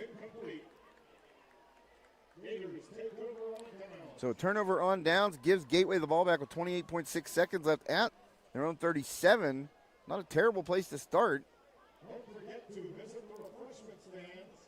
They have a lot of Connor won't forget to visit the refreshment stand. Never. pizza, hot dogs, He's like, forget to visit the refreshment stand? Who can do that? That's the one thing I remember every week. and the band shows are coming up. The what? Oh, the band shows. What do you think they said? The man shows? I thought it was like a band or something. Yeah. And stick around for the man shows. Like, what? 28.6 seconds left. Mitchell. Oh, man, design keeper. Haven't seen that one yet. And Mitchell still on his feet. He's got some good yardage. And he steps out of bounds right at the Kiski 40-yard line. Design run play there to the freshman quarterback. And that was a Gator gainer right there. See what I did? Yeah, I got you. A long play there. His first carry of the night, and good pickup. Oh, looks like he got about 23 on that. So now in Kiski territory, Mitchell takes the snap, fires, has a man, and that ball is still being possessed and wrestled to the turf, and it looks like Gateway's going to take a timeout. They do indeed. Stammer with another reception. Boy, he's going to have like 6 or 7. See what I did there? 6, 7. I don't even know what it means. I don't even know what it means. And I just like saying it because every kid, when I say it, every kid's like, I'm like, I don't know what it means. It's in a song or something. I don't know. So the timeout taken, the final timeout. So both teams using all 3 timeouts. Don't see that a lot in the first half in high school football. But, of course, I've seen a lot of stuff tonight we don't normally see. Block kicks, kickoffs on fumbles on kickoff returns, interceptions. A freshman playing quarterback like a senior out there, except for a couple of mistakes that he's made. Have definitely looked like freshman mistakes. And then Kiski, all things considered, hanging around because it looked like there were a couple chances for Gateway to kind of pull away in this one before the half. But still, Kiski only trailing by 9. Need a stop here. The final 14.6 seconds. As Mitchell, he's going to dump it off. That screen play to Houston. There it is. And Houston gets out of bounds after picking. Oh, no, he didn't pick up a first down. He did not pick up a first down. Come on. Houston did not get that first down. Still, there's only 8.8 seconds left. You're probably only going to get one shot at the end zone, maybe 2. They're not kicking a field goal here, although one of their kickers tried to showcase for a chance, and that being Jackson Michelandrich. He's booted every extra point with authority, and that throw toward the sideline and out of bounds. So a first down there, and only 3 seconds elapsed off the clock. Well, Michelandrich. Well, Michael Andrich going to have a 42-yard attempt upcoming. And that's a good boot in high school. 42 yards. Not an easy kick. And the hold, and Michelandrich going to pull that one, I believe. No good. And that'll do it for the first half. Stick around for the River Forest Country Club and Grill halftime show here on High Top Sports Network. Connor Schwartz and I will turn our mics over to the Gateway and Kiski area marching bands. True that. And we'll be back for the second half after the show.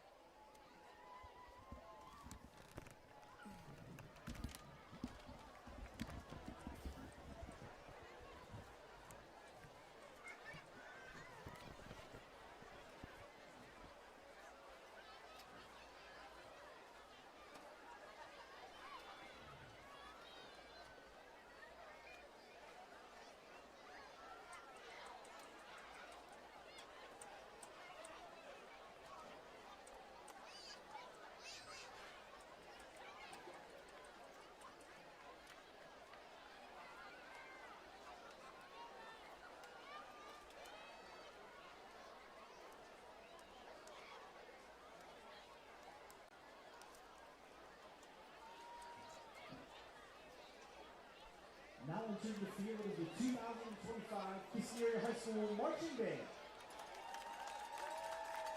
The Kiski Band is under the direction of Mr. Sean Pitt and assisted by Stephen Petesky. The drum majors for the Big K Marching Band this year are Addison Andrew, Brianna Vasio, and Hannah Lucas. The color guard captains are Aubrey Hamilton, Mia Martin, Katie Acosta, and Adelie Pitt. This evening, the Kiski Band performing the third movement of their 2025 show titled Strings Attached. Music this year was drawn from one of the most famous string works of all time, Adagio for Strings by Samuel Barber. Melodies of that famous work is sprinkled throughout each movement as the main theme line of the show. Beginning of our third movement starts with Melvin soloist Jacob Tucker. Visual design of the program centers around connections, strings, ropes, and other ways you will see developed over time as we continue to finish and produce our 2025 production. The band will be traveling to Columbus, Ohio on September 27th, as well as the University of Delaware on October 25th to compete in 2 Bands of America regional events. Good luck to all the Big K band members as they work towards all these exciting events.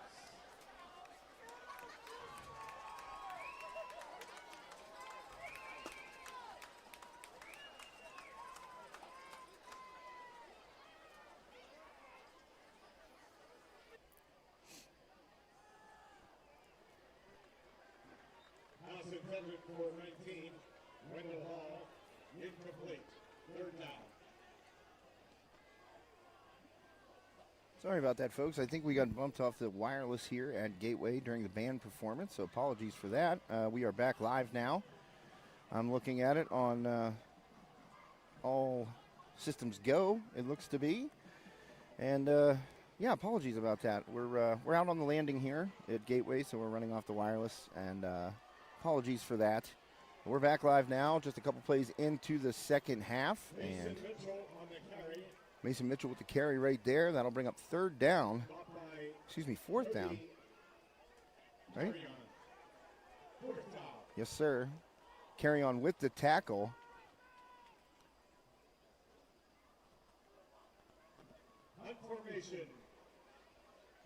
And Jackson Smith is back to punt for the Gators. Didn't see really any of that in the first half, Connor.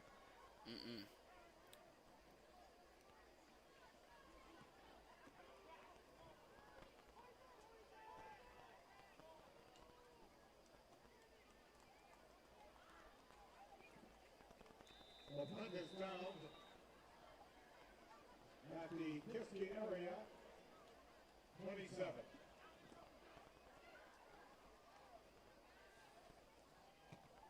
So Kiski will get a chance here, Connor, after forcing Gateway into a punt, something they did not do there in the first half, I do believe. I don't remember. I don't remember. Maybe once. Time. Maybe no, they did one time. Oh, they did? I do remember one That's time. Right. That's right.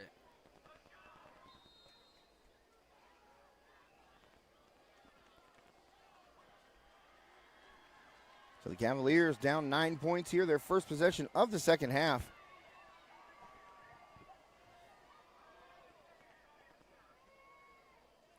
Hartman, hands off there to Taylor. Taylor looking for a crack but finds nothing. He's had nowhere to go. And once again, the freshman running back for the Cavaliers bottled up by that Gateway front. Stopped by Mabundi. No gain. And no gain on that play to Taylor.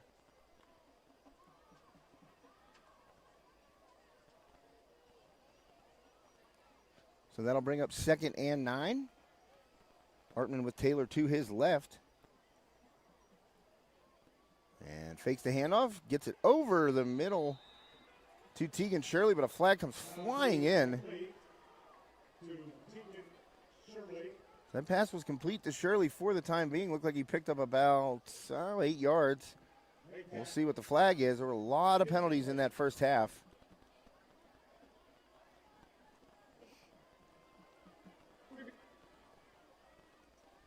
And the mic cut out right there, too. It's only Luke Kreider. His number's been called twice, and both times the mic stayed live.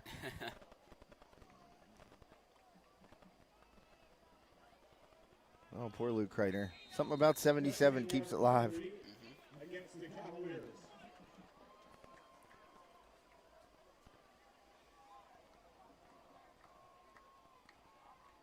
So Artman now facing a 2nd and 20. Drops back. And a screen. Try to get it out to Taylor, but a big blitz there by Gateway. Didn't allow time for that play to set up, so now it's going to be 3rd and long for the Cavaliers.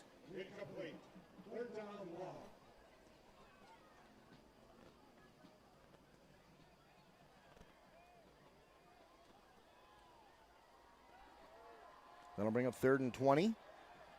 Cavaliers forced Gateway into a punt.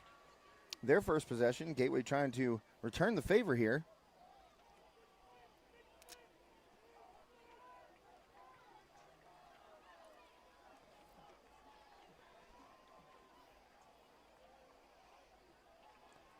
And Hartman keeps it but goes nowhere. He's hit for a gain of maybe 2. And that'll bring Austin Beck back into the game. He will punt.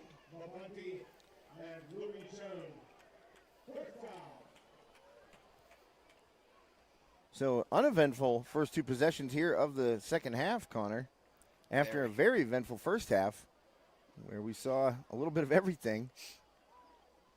Now we see a little bit of nothing. A couple of 3 and outs and a penalty is thrown in there for Kiski. Uh-huh. And a man late getting onto the field for Gateway there, and Beck just kind of spirals it toward the sideline. Not a great kick. And there's going to be a mix-up after the play right there as Taylor is going at it. Wow, I can't believe no flags came out on that. Taylor and Colin Ireland way behind the play, and Taylor just buried him into the turf. So that was lucky for Kiski. Flag didn't come out there because they were already have given Gateway good field position here.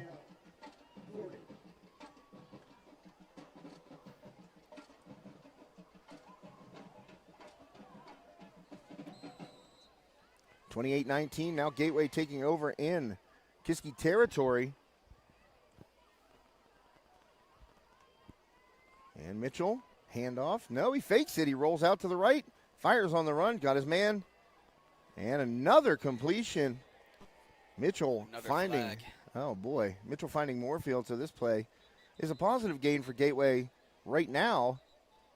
We'll see what happens here on the call from the official.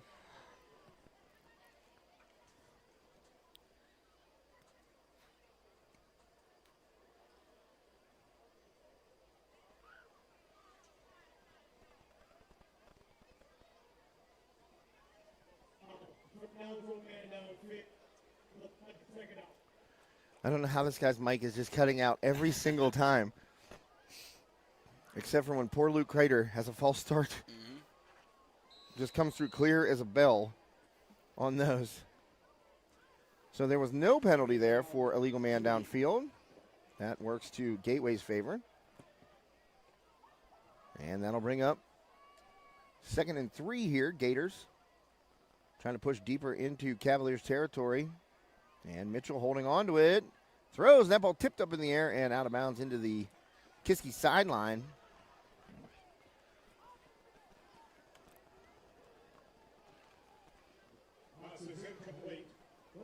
So an incompletion brings up 3rd and 3.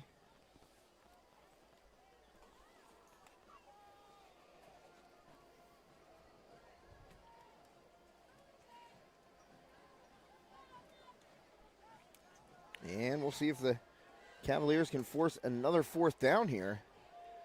even still, most likely Gateway going for it unless they lose yardage.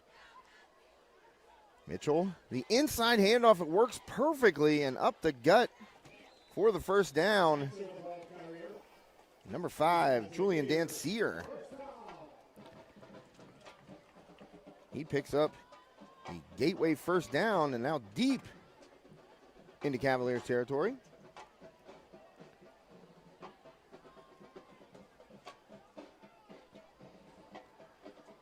And this play will start at the 24-yard line, 1st and 10. Mitchell, designed run, it works. And Mitchell hit by Price. And I want to see the other number there. I think it was Sarno. Yes, it was. Robert Sarno in there with Price on the tackle.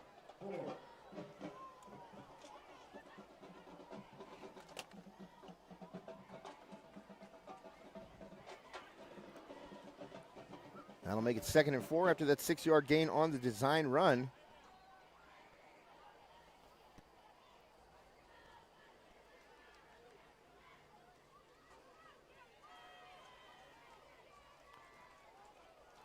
And trying to dance toward the first down marker.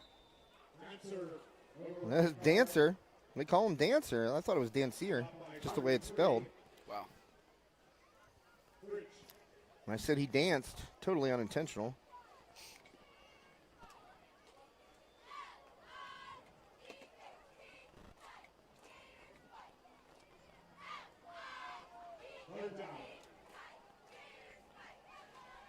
So make it 3rd and 1 here from the 15-yard line of Kiski. 6:27 left in this one. Oh, mishandled the snap, and falling on it is Mitchell. Lucky break there for the Gators, and that's going to bring up 4th and long. Loss of about 5 yards there.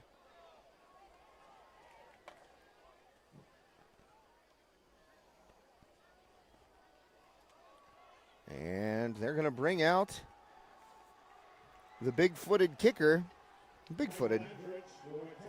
Michael. He missed a 42-yarder right before the end of the first half. This one's going to be a 37-yarder. And Michael, the boot. And did he get that one? No, I don't believe he did. He hooked it again. Wow. So 2 boots from over 35 yards for Michael, one at the end of the first half and one right there. Here with 5:43 left in the 3rd quarter, and he missed them both. He hooked them both. Both missing wide left. So Michael has plenty of leg. We saw it on the extra points and the kickoffs, but just couldn't straighten those 2 field goal attempts out, and Kiski dodges a bullet there after being held deep in their own territory, and not a great punt after being forced to punt.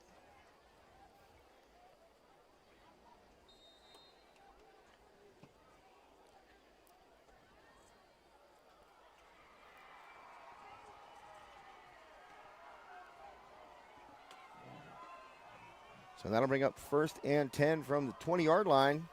Little pitch out to Taylor, gets a block. Taylor sheds a man, and still on his feet, rumbling toward the first down marker, getting close, picked up about 9. And they spot it right on the 30.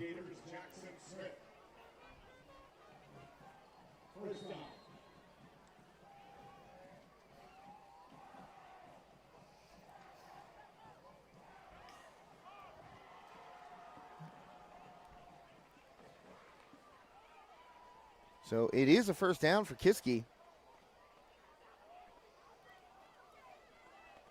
5:16 left here in the 3rd quarter. And that handoff to Taylor, he's got some room. He's still on his feet. He runs strong. And he's going to get about 5, maybe 6 yards there on that carry. Ashton Taylor with a good gainer right there.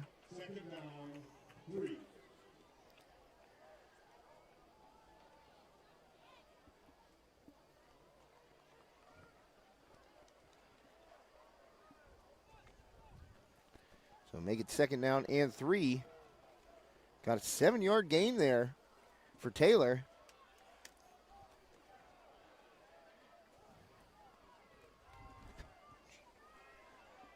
And nothing doing really on that play there.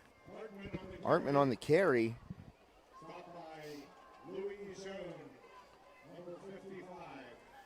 That brings up third down and 1. 3rd and 1 for the Cavaliers as they're getting closer to midfield.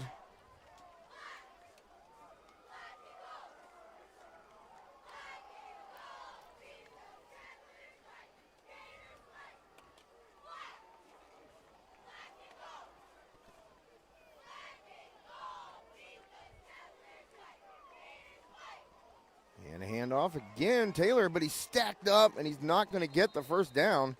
Taylor over the middle. Stopped by Mabanti. That's short of the first down.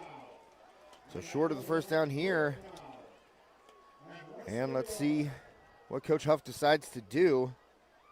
Now here's a chance, your defense has done well so far in the second half here, but don't know how many chances you want to give that Gateway offense after the first half that they put up.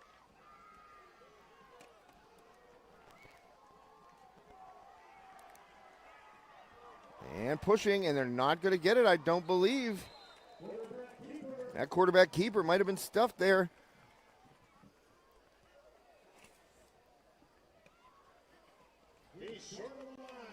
Short of the line again.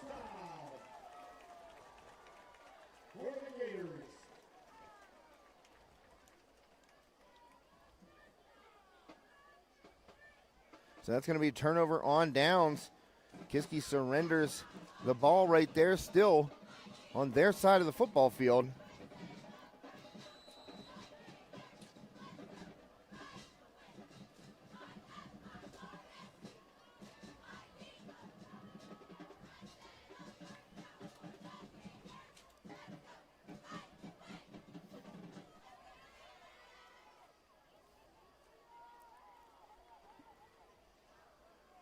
So starting at the Kiski 39 will be this Gateway drive, and Mitchell finds his man. And tackled, but not before a first down is achieved once again by Sean Moorfield.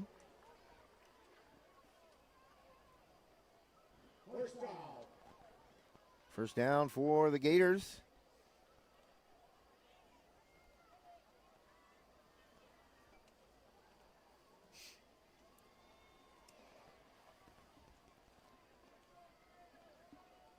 And we are at 2:35 to play here in the third quarter. Shotgun snap taken by Mitchell. The jump screen again and in the middle of the field, but that time Kiski ready for it. And going nowhere was Casey Carter. So Kiski making an adjustment at halftime, ready for those little jump screens. Gain of a couple there.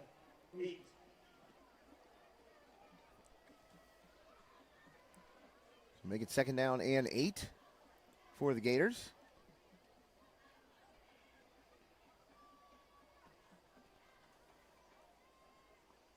And the handoff, slipping a man in the backfield and running after finding a crease. That's going to be close to a first down. That was Houston with that carry.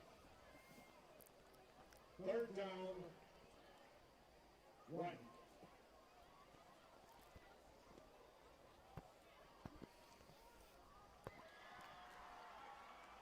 So 3rd and 1 here for the Gators, and they're going to get the first down. Houston again.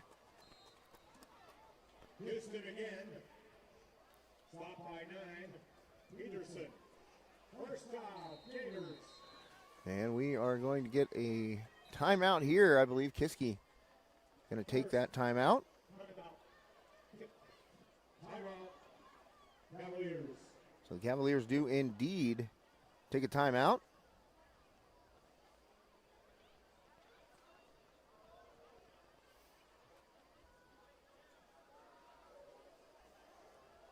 And that'll be their first charge timeout of the second half.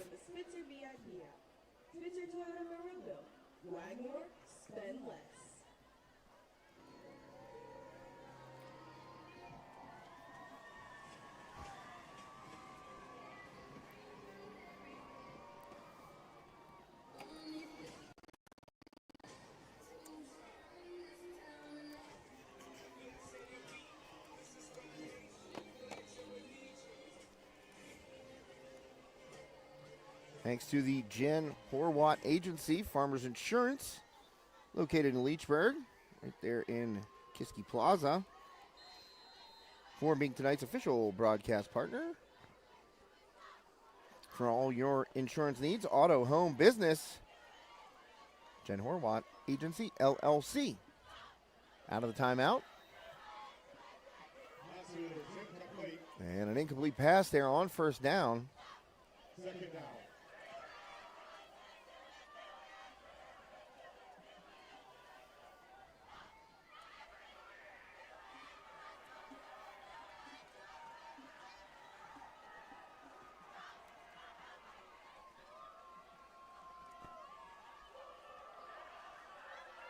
And Mitchell coming up to the line. We're at 1:20 to go here in the third quarter. Gateway hanging on to that 9-point lead right now. And the jump screen knocked down as it was intended. One more time for Carter. Third down.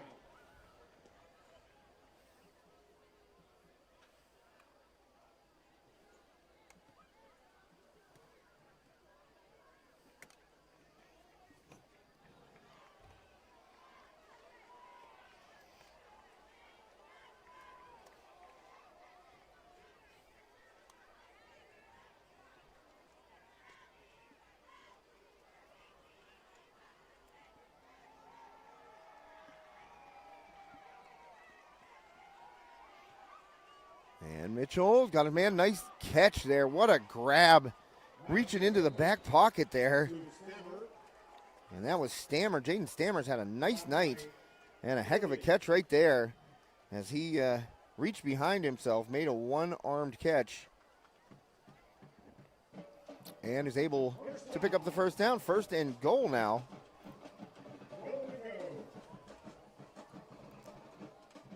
That's a bummer.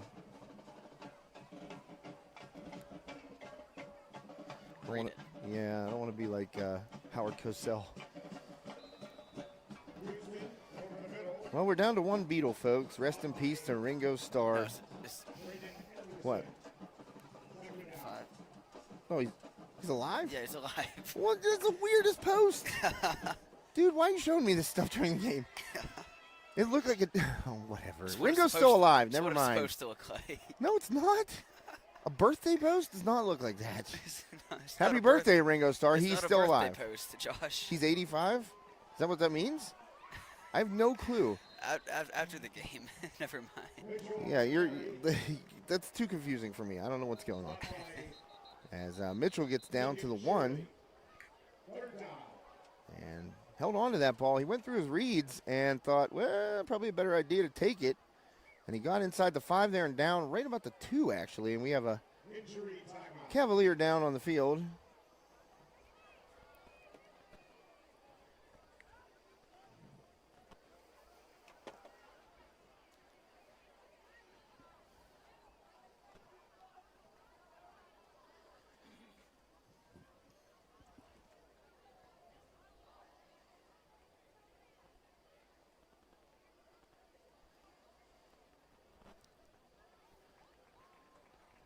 And back up quickly.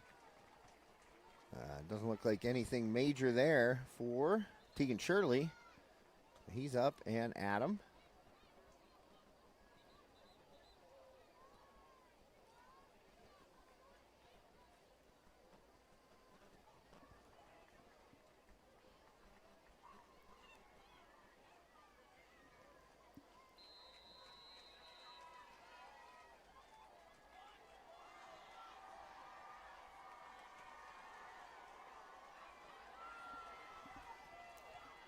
And stopped in the backfield. What a play by Avon Shirley. Houston on the carry. I'll bring up fourth down. That'll bring up fourth down here for the Gators. That's the end of the third quarter, so we'll be right back after this commercial message. Thanks to Armstrong Indoor Athletics. Armstrong Indoor Athletics, located at 132 South Grand Street Avenue in downtown Katanning, offers a state-of-the-art training facility and top-tier instruction by experienced coaches to help turn your youngster into the best baseball or softball player they can be. Batting cage and bullpen lane rentals are available for 30 to 60-minute sessions, and you can also sign your baseball or softball player up for private hitting, pitching, fielding, and catching instruction with our knowledgeable staff.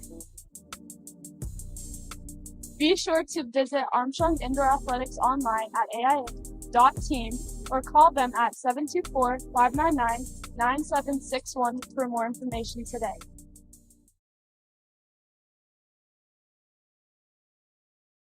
Awesome sauce. And welcome back to High Top Sports Network. Awesome sauce, says Connor. That is the end of the third quarter. We are heading to the fourth. And Gateway knocking on the door, but it's fourth down. So the Gators with a big play here. 4th and goal from the 3.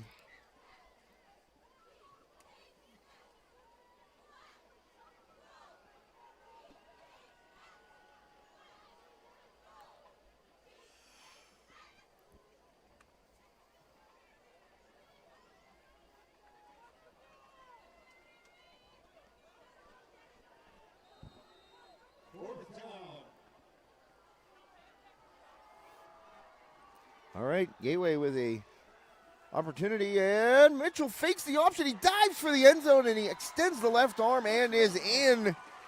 A big play by the freshman quarterback. He's been throwing the ball all over the place in the first half, and now gives Gateway a 15-point lead due to his legs and the extension of that left arm. Touchdown on a 3-yard keeper by quarterback Mason Mitchell. And the Gators up now 2 touchdowns. They're going for 2. They're going for 2. That is 34 to 19 right now. Going for 2. Mitchell gives it, and Houston is stopped short. And the conversion is no good. Gateway 34, Kiski area 19. So a big stop there by the Kiski defense that keeps it to within 2 touchdowns. An extra point on one and a 2-point conversion needed on another. Football boosters would like to thank their 2025 sponsors, Ohio Wealth Legacy and Todd J. Hollis Law.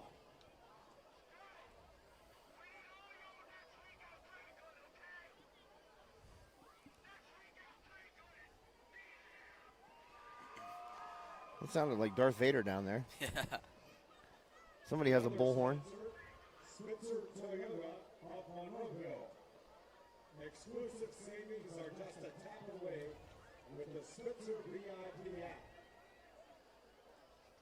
Spend less and get more at Switzer Toyota.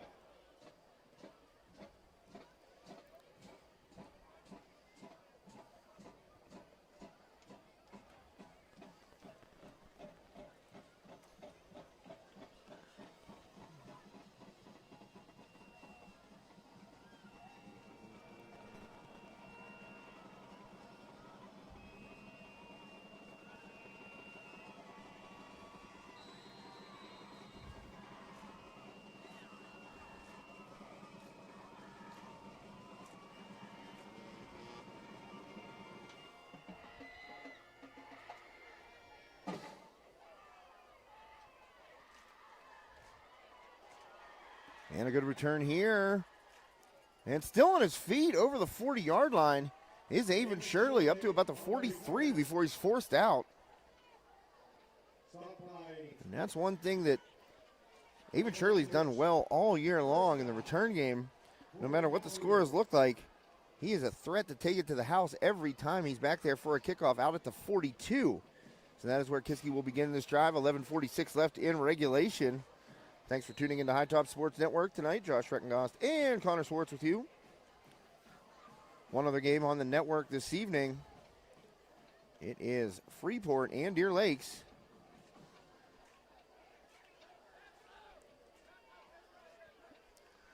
And Kiski in need of a score. And keeping it is Artman, and Artman falls forward, and he's got about 8. It went down oddly there. Looks like he's okay. I always hate to see a quarterback go down in like a crooked motion.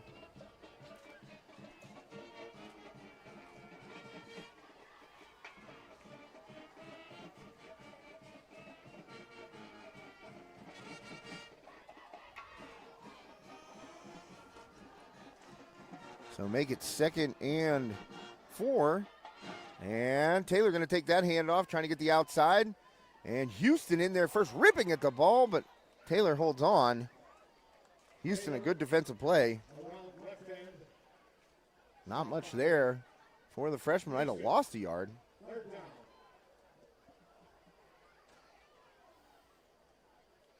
think he did actually lose a yard. Maybe 2.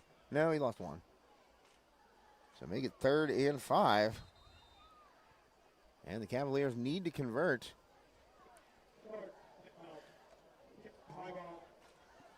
Cavaliers.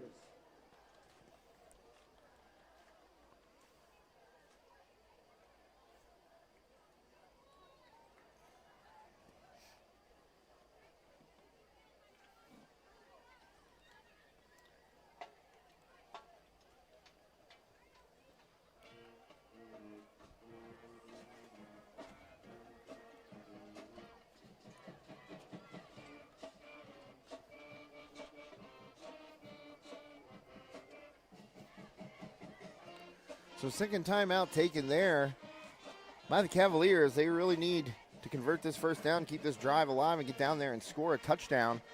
As a 15-point lead with just under, 11 minutes to go. Might prove to be insurmountable if they give up the ball right now. I figure no matter where you are, if you're Kiski, it's all 4-down territory.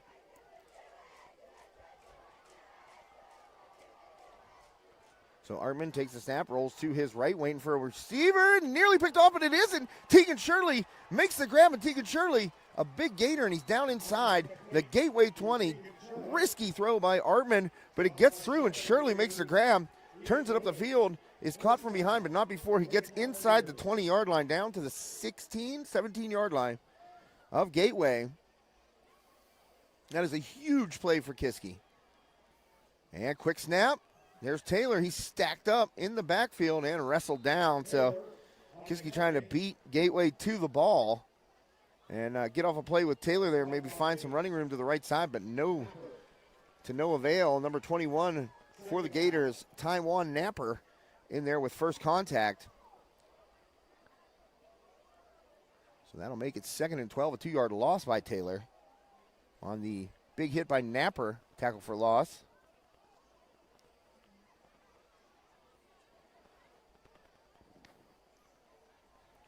And Kiski taking a lot of the play clock here. Down under 10 seconds. They got to get up and snap it. They don't want to. They only have one more timeout. They can't use it right now. Artman's got to get rid of it, and he does right with 1 second. Artman throws to the back corner and caught by Tegan Shirley. What a play as the play clock expires. Artman gets the snap at 1 second on the play clock and just tosses it up back corner. And Tegan Shirley comes down with the grab. Touchdown, Kiski.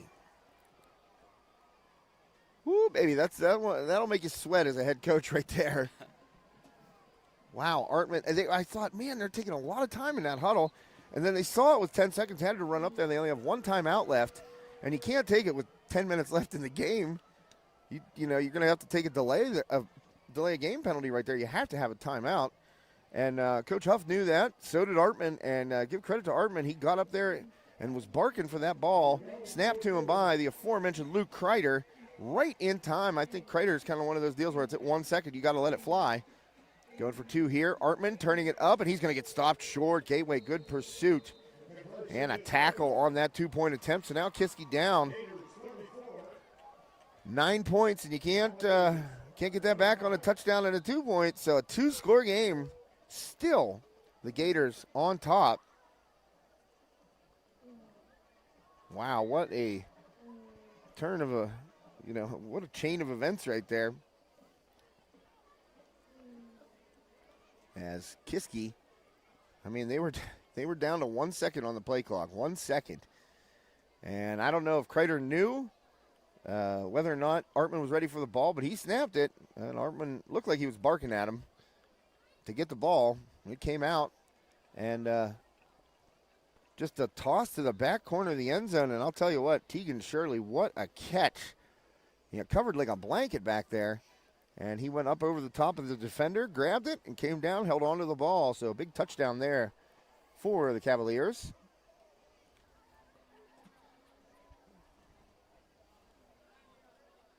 But, as has been the problem all night long, Kiski unable to convert after the touchdown. A blocked extra point, a missed extra point, and now a 2-point conversion that got stuffed by Gateway. And all that equals is a 9-point deficit.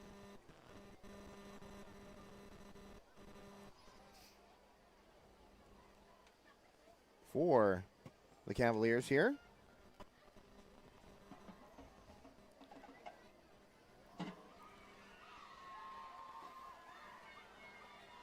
And trying to bring it out from deep in his own territory and not, oh, flags come flying in.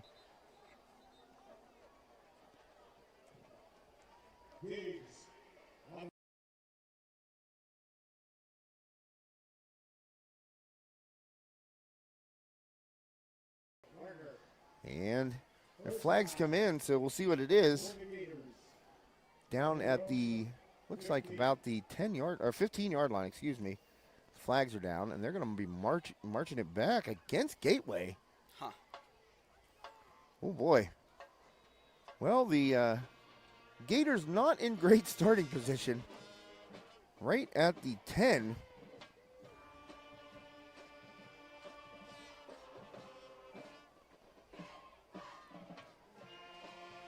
So there's a couple ways you could look at this if you're a Gateway fan. Number one, bad.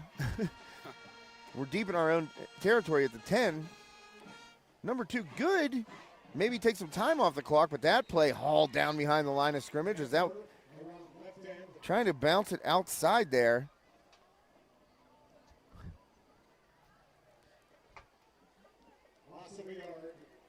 A loss of a yard there by Julian Dancer. Connor, really into the band tonight. Really into the band. You know it. And shotgun snap. Mitchell gets it out. Oh, man, Moorfield is tackled inside. Where is that? Oh, my goodness. He's inside the 5, I think. Wow. Oh, boy, goodness gracious. Gateway backed up all the way into the shadow of their own end zone. And pretty much everything the Gators have done offensively has been going forward tonight except for this drive. Back-to-back plays for loss.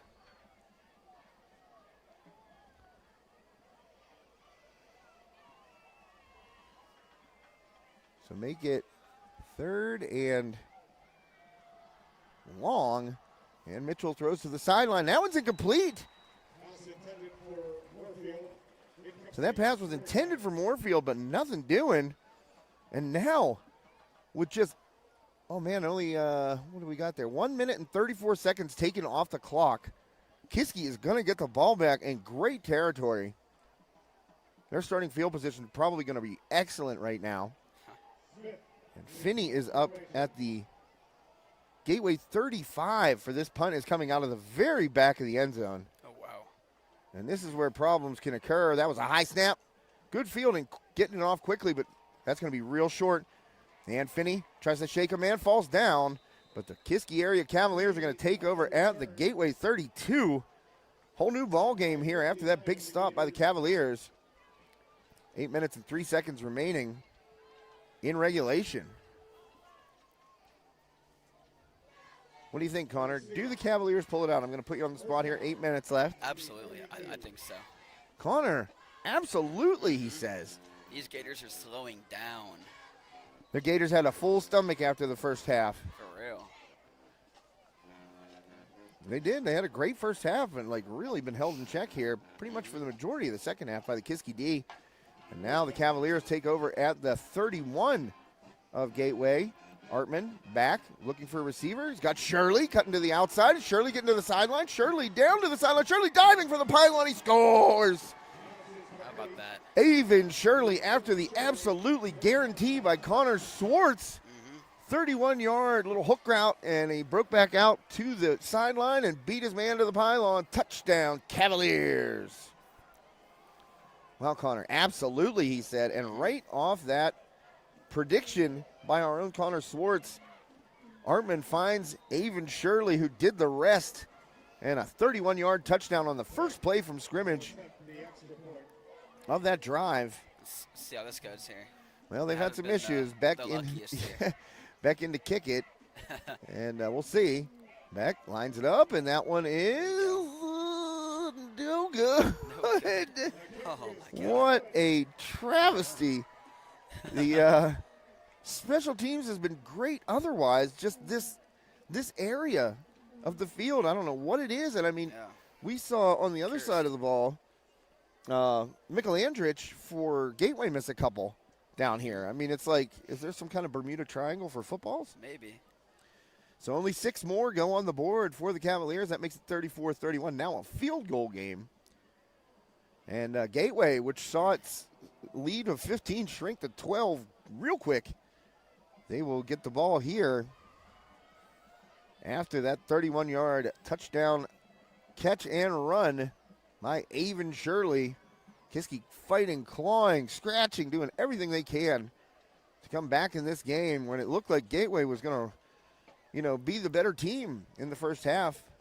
Kiski has come roaring back here.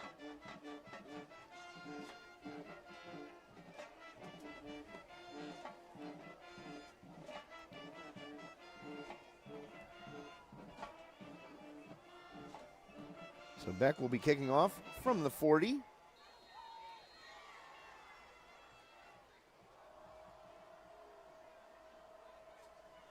Walk up and the boot.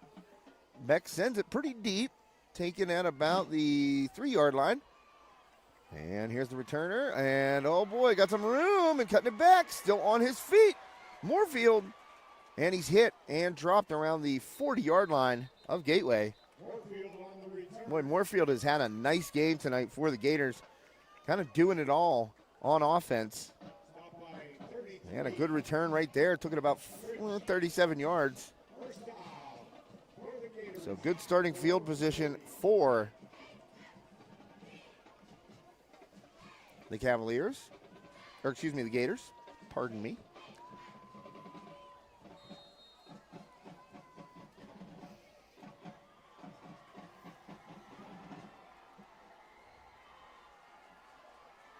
Mitchell, tough 3 and out last drive for Gateway, nowhere to go in the backfield and pulled down. Tristan Houston, he is tackled by Kiski's number 51, Cody Carrion. We've heard his name a couple of times so far in the second half, a couple of big tackles.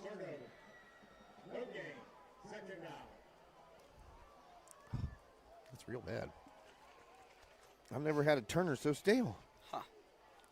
Feels like it's been sitting in the fridge since last season. Oh yeah, not good.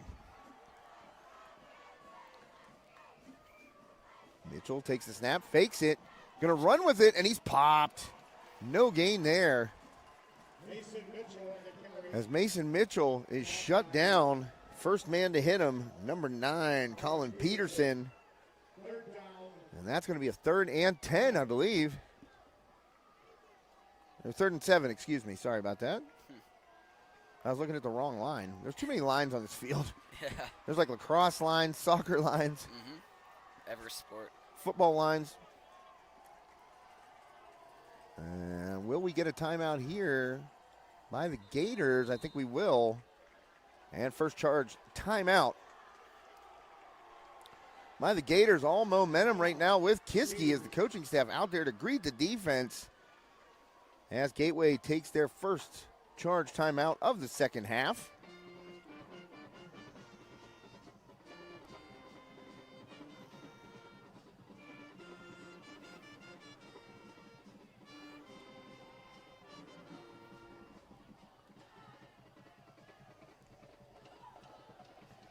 Well, we can jump around here really quickly during this timeout and give you a Steffi's Country Catering out-of-town score. In fact, it is actually not a Steffi's Country Catering. I read that wrong. It is an Arbor Farm out-of-town score. Where's my little logo? Oh, well, I had one. I really did.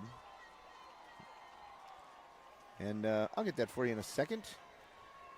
I want to check the Freeport and Deer Lakes game.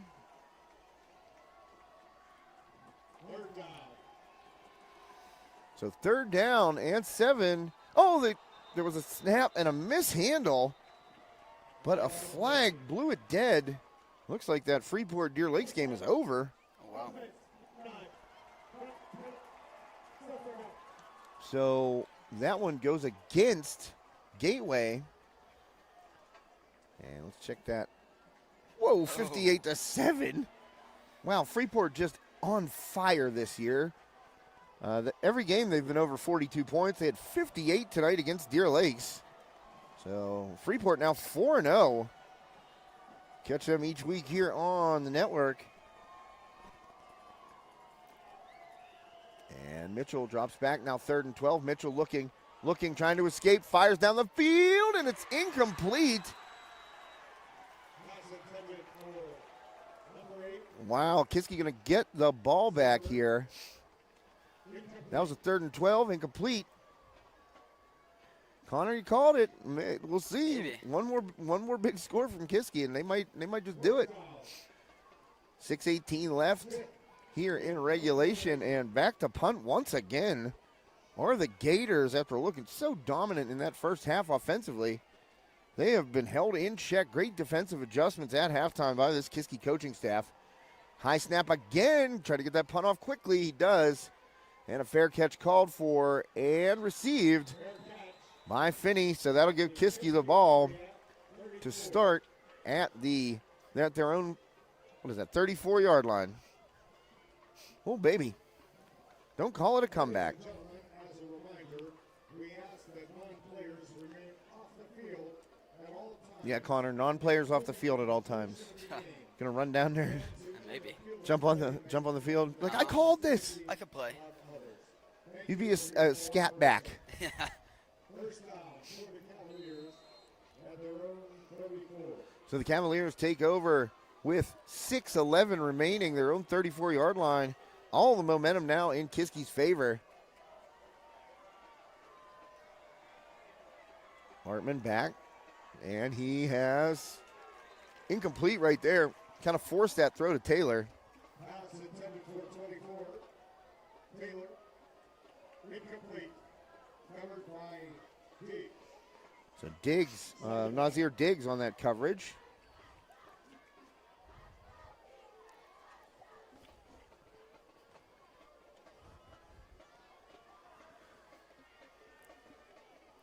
It's going to be 2nd and 10 here, 6:08 left in regulation. Again, taking a lot of the play clock down to 10 seconds.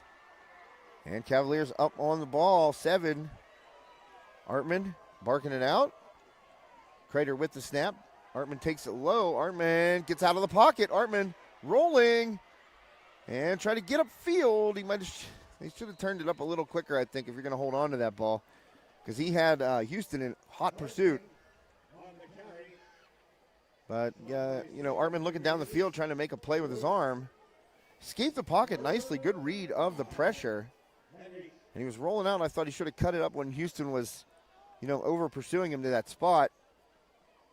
And it'll just be a gain of 2 there for the Cavaliers quarterback.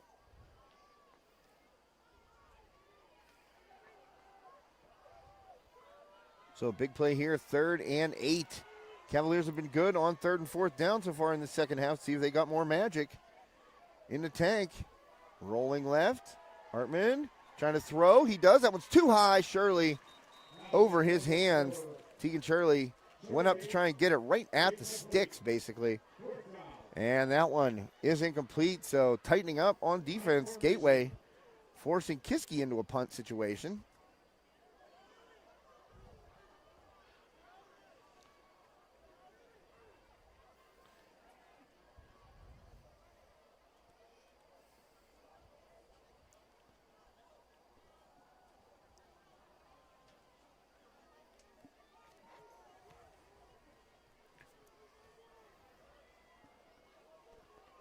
after only 2 yards.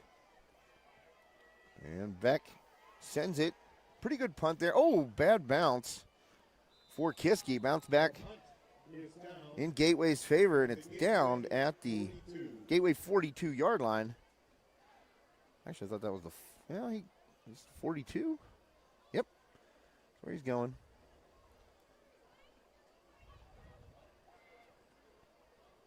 So now 5:47 left. The teams have traded punts here the last couple of possessions. And can Gateway find their rhythm once again? It's been a really solid night for Mason Mitchell back there at quarterback for Gateway, the freshman, making some big plays, especially in that first half.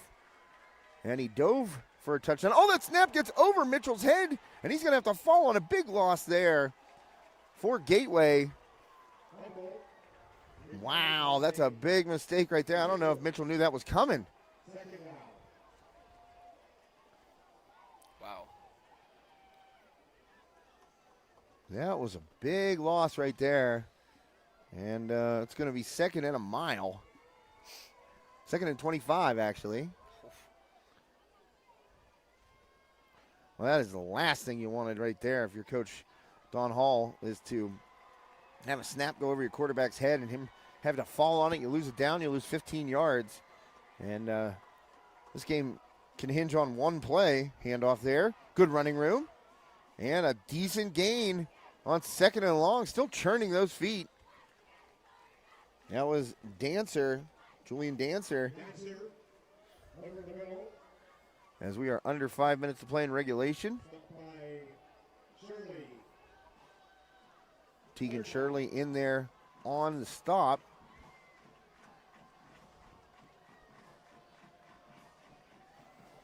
Rolling down to 4.5 minutes left. Mitchell calls for the ball, fakes the handoff. Mitchell pump fakes, trying to go over the middle, and it's too long. And they were looking down the field in the seam there to number 17. And that is Tyree Gowder. He scored earlier. But a miss on that long 3rd down throw, and now Gateway back to the punt unit. Back to return is Finney. See if there is a return here. We haven't seen a punt return yet. We've seen some kickoff returns go for decent gains. See if Finney can get a chance here on the punt return. That one is right at him. He calls for the fair catch because Dancer was down there quickly.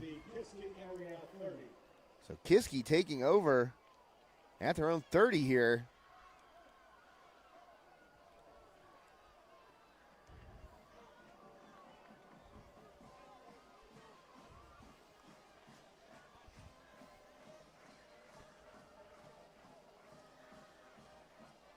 Got a great game tonight.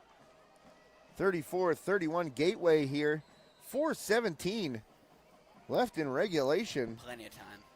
Plenty of time, Connor says, for the Cavaliers to complete his prediction of coming back from a 15-point deficit here late in this game, late in the 3rd quarter. Like Quasimodo. Yes, just like Quasimodo. You mean Nostradamus? Quasimodo's the Hunchback of Notre Dame. You knew that, right? You meant Nostradamus. Sopranos. Oh, yes. Yeah, good call, buddy. See, I didn't know. I should have known you would have gotten that. Well, big first down picked up right there. Just an absolute laser by Artman. He fired it in there, and he has had a really nice game tonight, too. And should these Cavaliers come back, it will be largely because of the decision-making and the right arm of Landon Artman. And the legs, too. He pulls it out right here on cue. Artman with a big gainer, and he's still on his feet down across the 40-yard line.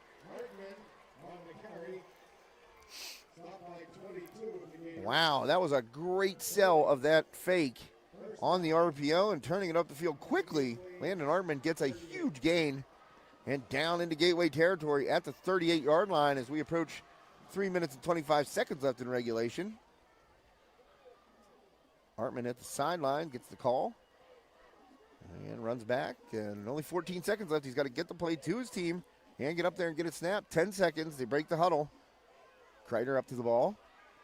6 seconds. Artman trying to get everybody in place. In motion. Got a man. 1 second, and they get rid of it right as the second expires. Oh, they call a flag there. I don't know if that was a delay of game flag or what, but that came in late from the official, and it was literally, Kreider snapped it right as that last second ticked off the play clock. So we'll see what they call here. I mean, that was coming in from the back judge. Excuse me, the head official. Oh, chop block. Well, somebody besides Kreider's number came through there. About time. Chop block against Kiski. Boy, that's a backbreaker. And it goes against Cody Carrion, who's been playing an excellent game defensively. It's not what you want to see. No, Carrion gets nailed with the chop block call. I actually thought the way the official was like kind of fumbling for the flag, I actually thought he was trying to throw it for the delay of game because it was so close, but chop block on Carrion takes the Cavaliers back 15 yards. 2:41 left. Artman, that one batted down. Nice play at the line of scrimmage. Looked like 19 for Gateway right there. And that was Wendell Hall, the senior, 6'4", 190. Yeah, get those big paws up there. So Hall bats one down, make it 2nd and 25 after the chop block penalty against Carrion.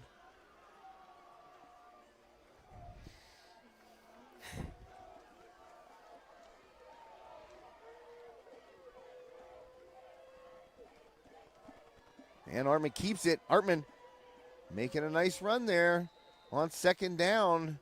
And it's going to be 3rd and still about 15. It looks like Artman picked up about 10. Well, maybe 9.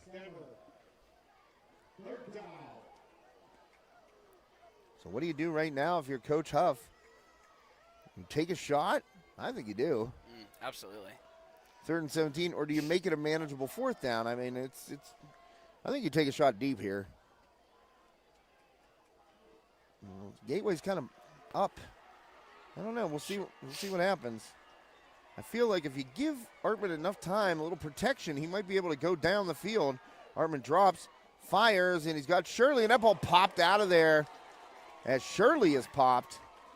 So now it is not 4th and manageable. They were trying for that. Yeah. And it's going to be 4th and 17. Great coverage. Let's go for it. No, just no, not right now. Too close to midfield. You got to get a punt here. Well, I don't know. Well, we'll see. Coach Huff says, roll the dice. No. Yes, sir. Artman comes back in. So 1:48 left. That's Artman. crazy. Yeah, I guess so, because you think, look, we only have 1 timeout left. You're not going to be able to stop the clock. So why not? This could be the game right here. Artman sends a man in motion. That's Avon Shirley coming to the bottom of your screen. Artman back. Waits, fires deep, and he's got a man. It's Finney, and it's knocked away, but on the top of his back was number 4 from Gateway. No flag comes out. Boy, oh boy, do the Gators get lucky right there. Carlos Diggs climbed the back of Finney, and he was early. There's no doubt about that. Wow, that's pretty. Whew, that's a tough no call. That's a tough no call because Diggs went up Finney's back. Now, I mean, it was before the ball got there. You can see right there. Oh, boy. It's rough. You can't see at home, but we can see on the video replay board here that was early. No doubt about it. So, a turnover on downs. And Gateway will take over at the 45. 1:41 left, and they are up by 3. So, barring a major miscue here by the Gators, they will look to hold on to their first victory of the season. Kiski's got a lot of people up front. Handoff there, got a crease, and Dancer is across the first down marker. So an 11-yard gain there on first down by Julian Dancer. It's so hard to call that. It's so hard not to call it. It's just, oh man, you just like. That is tough. Like Diggs was definitely up his back. Like he was there too early. And I mean, it's so hard to time it as a kid. It's so hard to call it as an official. You know, you don't want the game to hinge on that. But the thing about high school football is that doesn't take them down to the 2-yard line where that penalty would have been. It was just 15 yards. You don't get all that yardage like you do in the NFL. So it gives Kiski a first down and a legitimate chance to win the game, which they should have had that penalty been called, but it wasn't. It's just a tough break right there for the Cavaliers. They've played hard tonight, never gave up, they never folded. And right now, staring down their third consecutive loss. And the Cavaliers need to get a helmet on a ball or need to get a hand in there and punch it out, because Gateway's not going to be taking knees just yet. So that should have been Kiski's final timeout. It was. Gateway with 2 remaining. Quarterback keeper. So that keeper. So Kiski out of timeouts. You're going to have to let that run down. And that'll make it, what is it, 2nd and 12, 2nd and 11, 2nd and 13. They're not updating the scoreboard, which is not helpful. 1:09 left. Well, it looks like 2nd and about 12. Figured to lose 2 yards on a knee, but they didn't update the scoreboard. So, and play clock getting down to 7, 6, 5, and they're going to snap it and take another one as Mason Mitchell drops to a knee, and that's going to be real close. About a 6-second difference between game clock and play clock, and guess what? That's going to make it. Why aren't they updating the scoreboard? It should be 3rd and 14, and here they down it, so that makes it 4th down, and it doesn't matter because that's enough time to reset the play clock to 35, and that'll do it. Here at Gateway, the Gators hang on for their first win of the season. Cavaliers fall in heartbreaking fashion. True that. And that's a tough one for Kiski fans to take, and a tough one for the team to take, obviously. But, I mean, to sit there and watch that, there were some things, you know, you don't ever want to say, oh, an official cost us this, because they didn't. There were missed extra points right and left. There were 2-point conversions missed and stuffed. And, I mean, Kiski made their share of mistakes. It was a good game. It was a hard-fought game. And both teams really laid it on the line out here. I was impressed with the effort from both sides, Connor. Absolutely. So Kiski falling to 1-3 on the year. Gateway picks up a conference victory in the 5A Big East Conference opener over the visiting Cavaliers, 34-31. And I got to give our Jennifer Horwatt Agency LLC player of the game too. You know it, the freshman out there, the quarterback for Gateway, Mason Mitchell. What a night for the freshman. And did it all, really. He made a couple of mistakes, and a couple of freshman mistakes too. You know, there was that one false start penalty where he walked up like he was going to, call a play, and then he turned around and walked back, and you can't do that. And he threw a couple of picks that were just like right at Kiski players.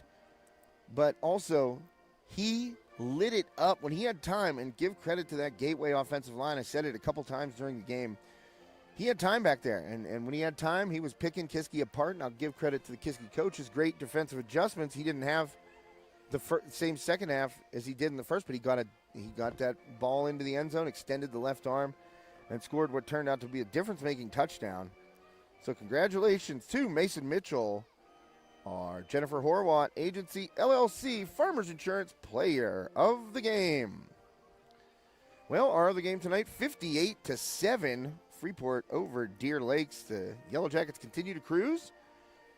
And Connor, any parting thoughts for the folks out there? Nope.